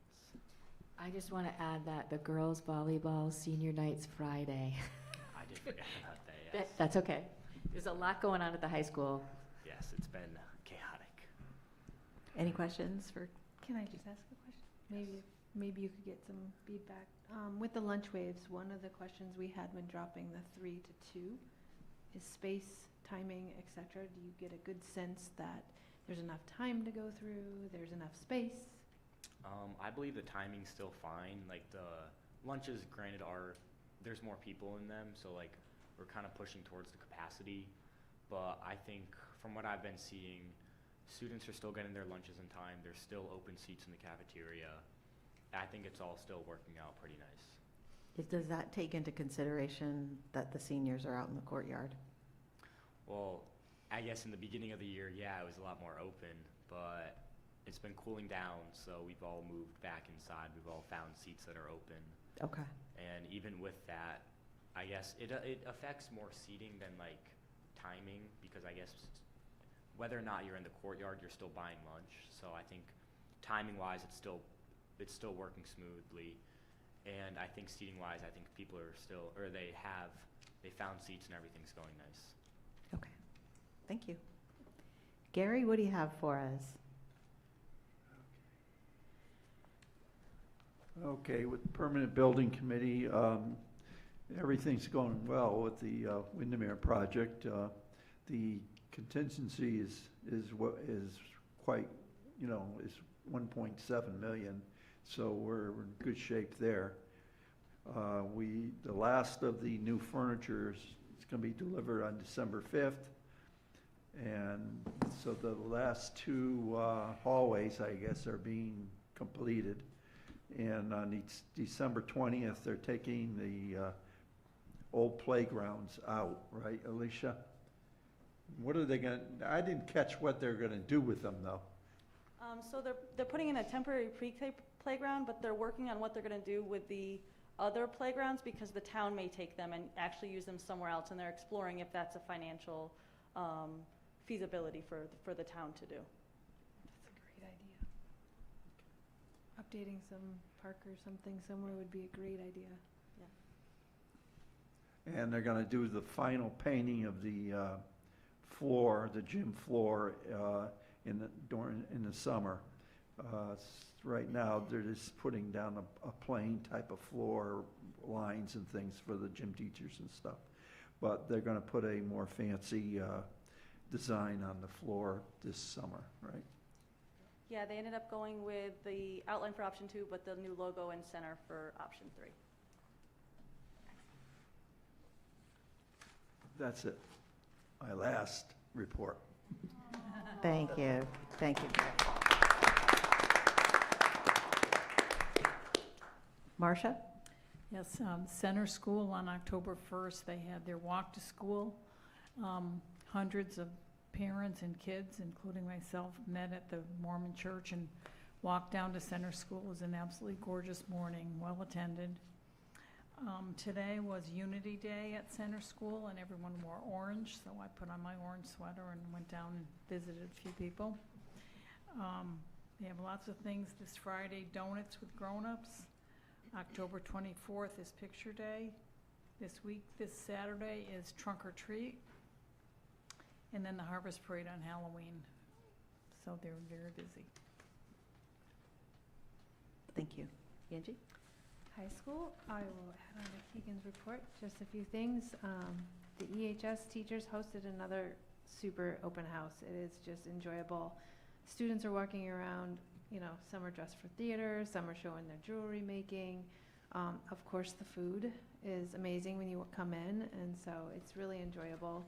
Never enough time to talk to the teachers, but it's always good to see everybody and see all the confused parents with their little map to show them where to go. October 10th, they had the high school had the annual club fair where students can look at and see the more than 30 clubs available to the high school. So it gives everyone a chance to find some passions they have. The school counseling staff and admin have been meeting with both ECE and dual enrollment representatives to see how they can expand the opportunities for the students to earn college credits while in high school. And they're being, as a part of that, they're trying to be methodical about new courses to help attempt to align them with the graduation pathways. So we'll see, I'm sure, more information as it go forward. And then Mr. Mitchell just had to say they had a good, impactful PD day on Monday. Our teachers continue to work collaboratively, and both in and out of their departments in order to develop more rigorous, engaging, and student-centered lessons. So, sounds like a good thing. Thank you. Jen? So at E-Bases, they've had a great start so far. The building is actually at capacity. They've added a space to create a more realistic cafeteria setting so that it allows students to practice their cafeteria social skills. They are also getting ready to open their coffee cart again soon. They've been able to get out to various elementary schools for certain specials, which has been very successful for the kids.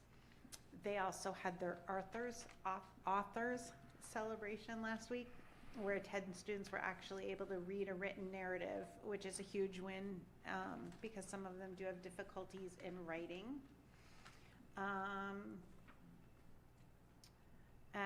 spaces. 2 students were hired for jobs in the community, and there is 1 student that is taking a college class. And the new school nurse is facilitating a weekly health class for everybody. I am going to add on for communications. Gary, I want to let you know that in the last newsletter, we did receive 25 well wishes in our poll, and some of those included happy retirement, many thanks, and wishes to enjoy the next chapter. So everyone is thinking about you.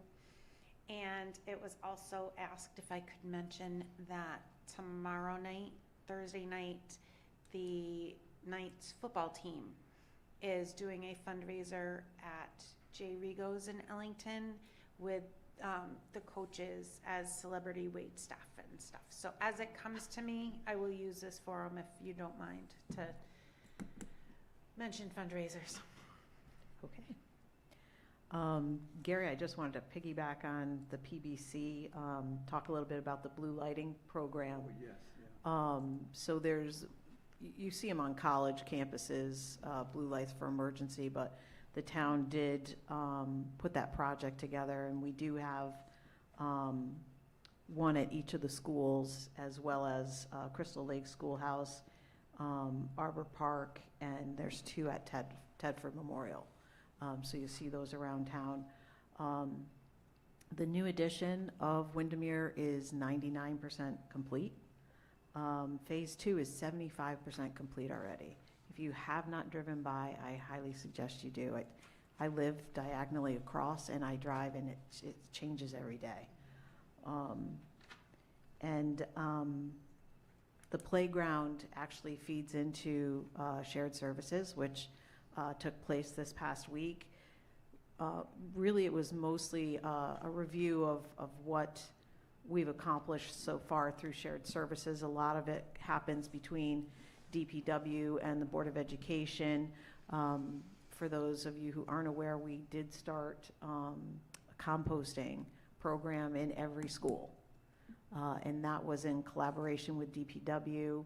They took on our contract for waste, and we are getting that service currently at no charge. And it's something legislatively that will be mandated going down the road, depending on the amount of waste you have. So it was a good initiative for us to start early on, and it was a collaborative effort.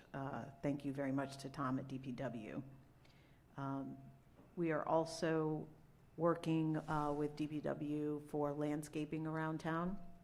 I don't know if you've noticed for the Board of Ed, we've had our signs beautified, if you will, with rock and border, and that's been all done by DPW. And we trade off our electrician to do some electrical work. So there's a cost benefit on both sides for that.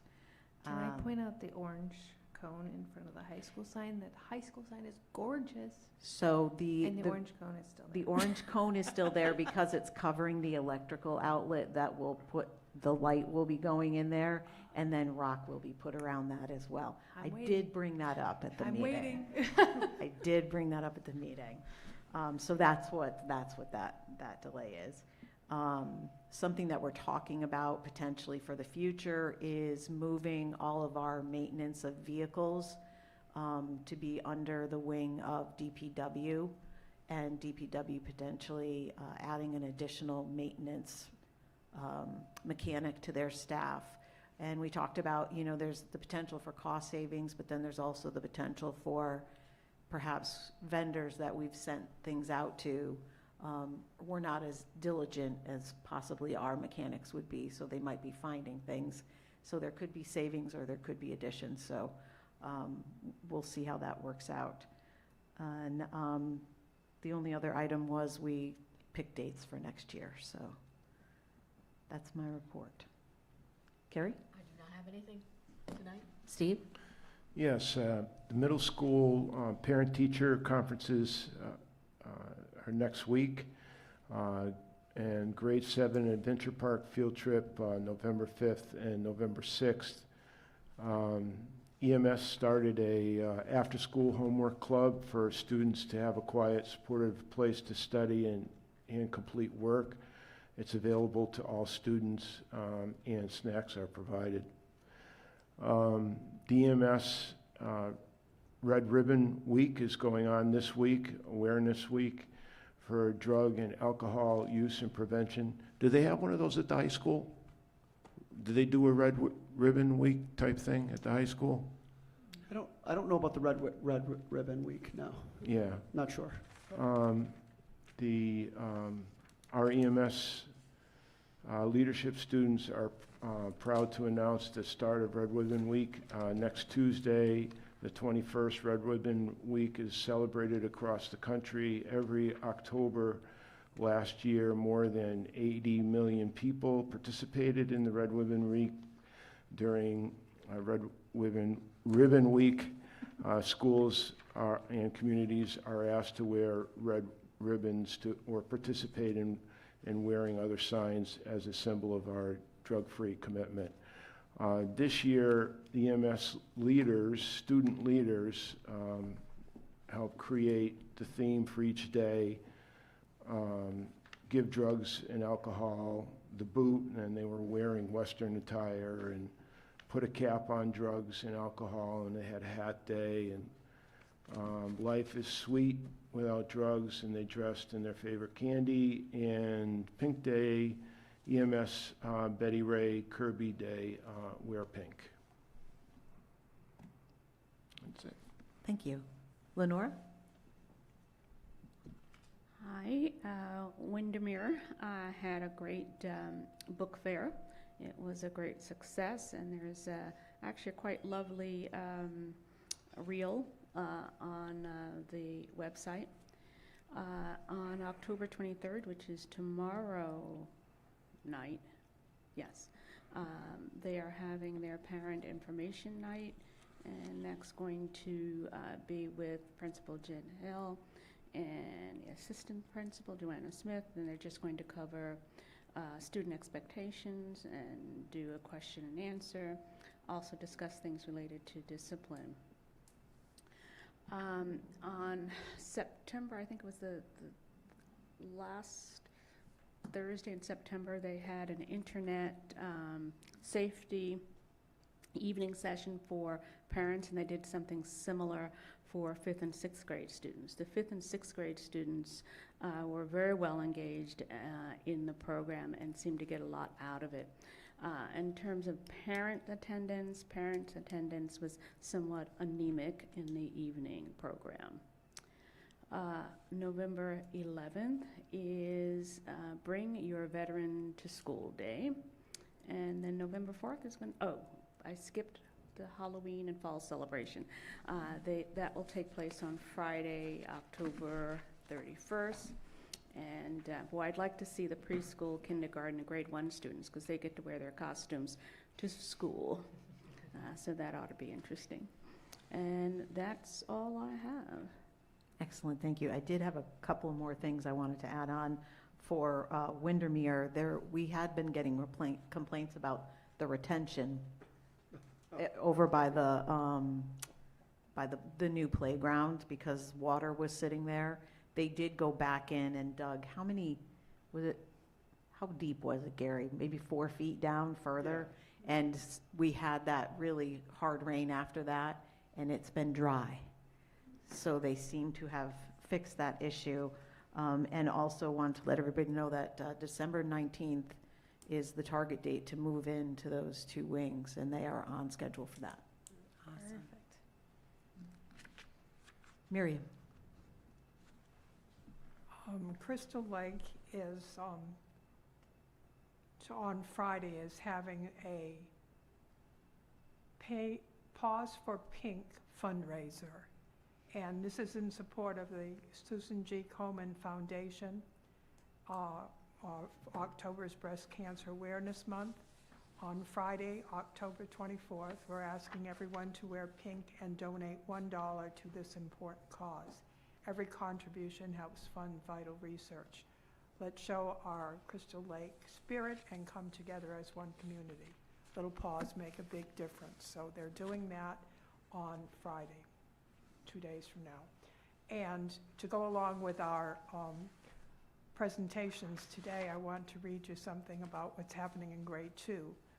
Their CKLA English Language Arts unit was on the Chinese New Year, and the second grade students all made paper dragon puppets. And it made me think of, I had a student who was from Hong Kong, and he once brought into my 3rd grade class a huge paper tiger. It went from the front of the room to the back. So I'm sure that that was quite fun. Now, they're also having on 10/24, which is Friday, their Boo Bash, which is their free indoor trick-or-treat event. It's from 6 to 7:30 p.m. So that ought to be fun. So that's what's going on at the lake. Now, as far as CREC goes, we had our meeting last week. I asked Alicia for some information on funding that we were getting from the state and federal government, and pretty much everyone who was there talked about getting funding seemed to be in place for this year.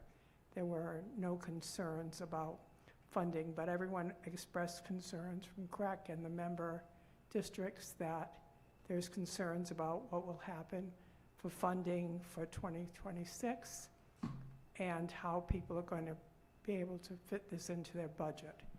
And so CREC is working on what they can do to help all of the districts that are part of CREC in this funding issue. So other than to say that they're looking at how we can work cooperatively together, I don't know what that exactly is going to mean, but they wanted the districts to know that that's what they're looking forward to. Okay, thank you. Dr. Young, anything for us? I have nothing to report. Thank you. Thank you.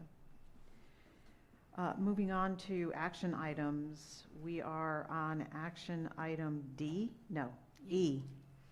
Move that the Board of Education approve the 2026 Board of Education meeting calendar. Second. Ooh, I'm giving it to Lenora. Any further discussion? The April 22nd, that's the week after vacation. Break, yes. Okay, just wanted to confirm that. Any other discussion?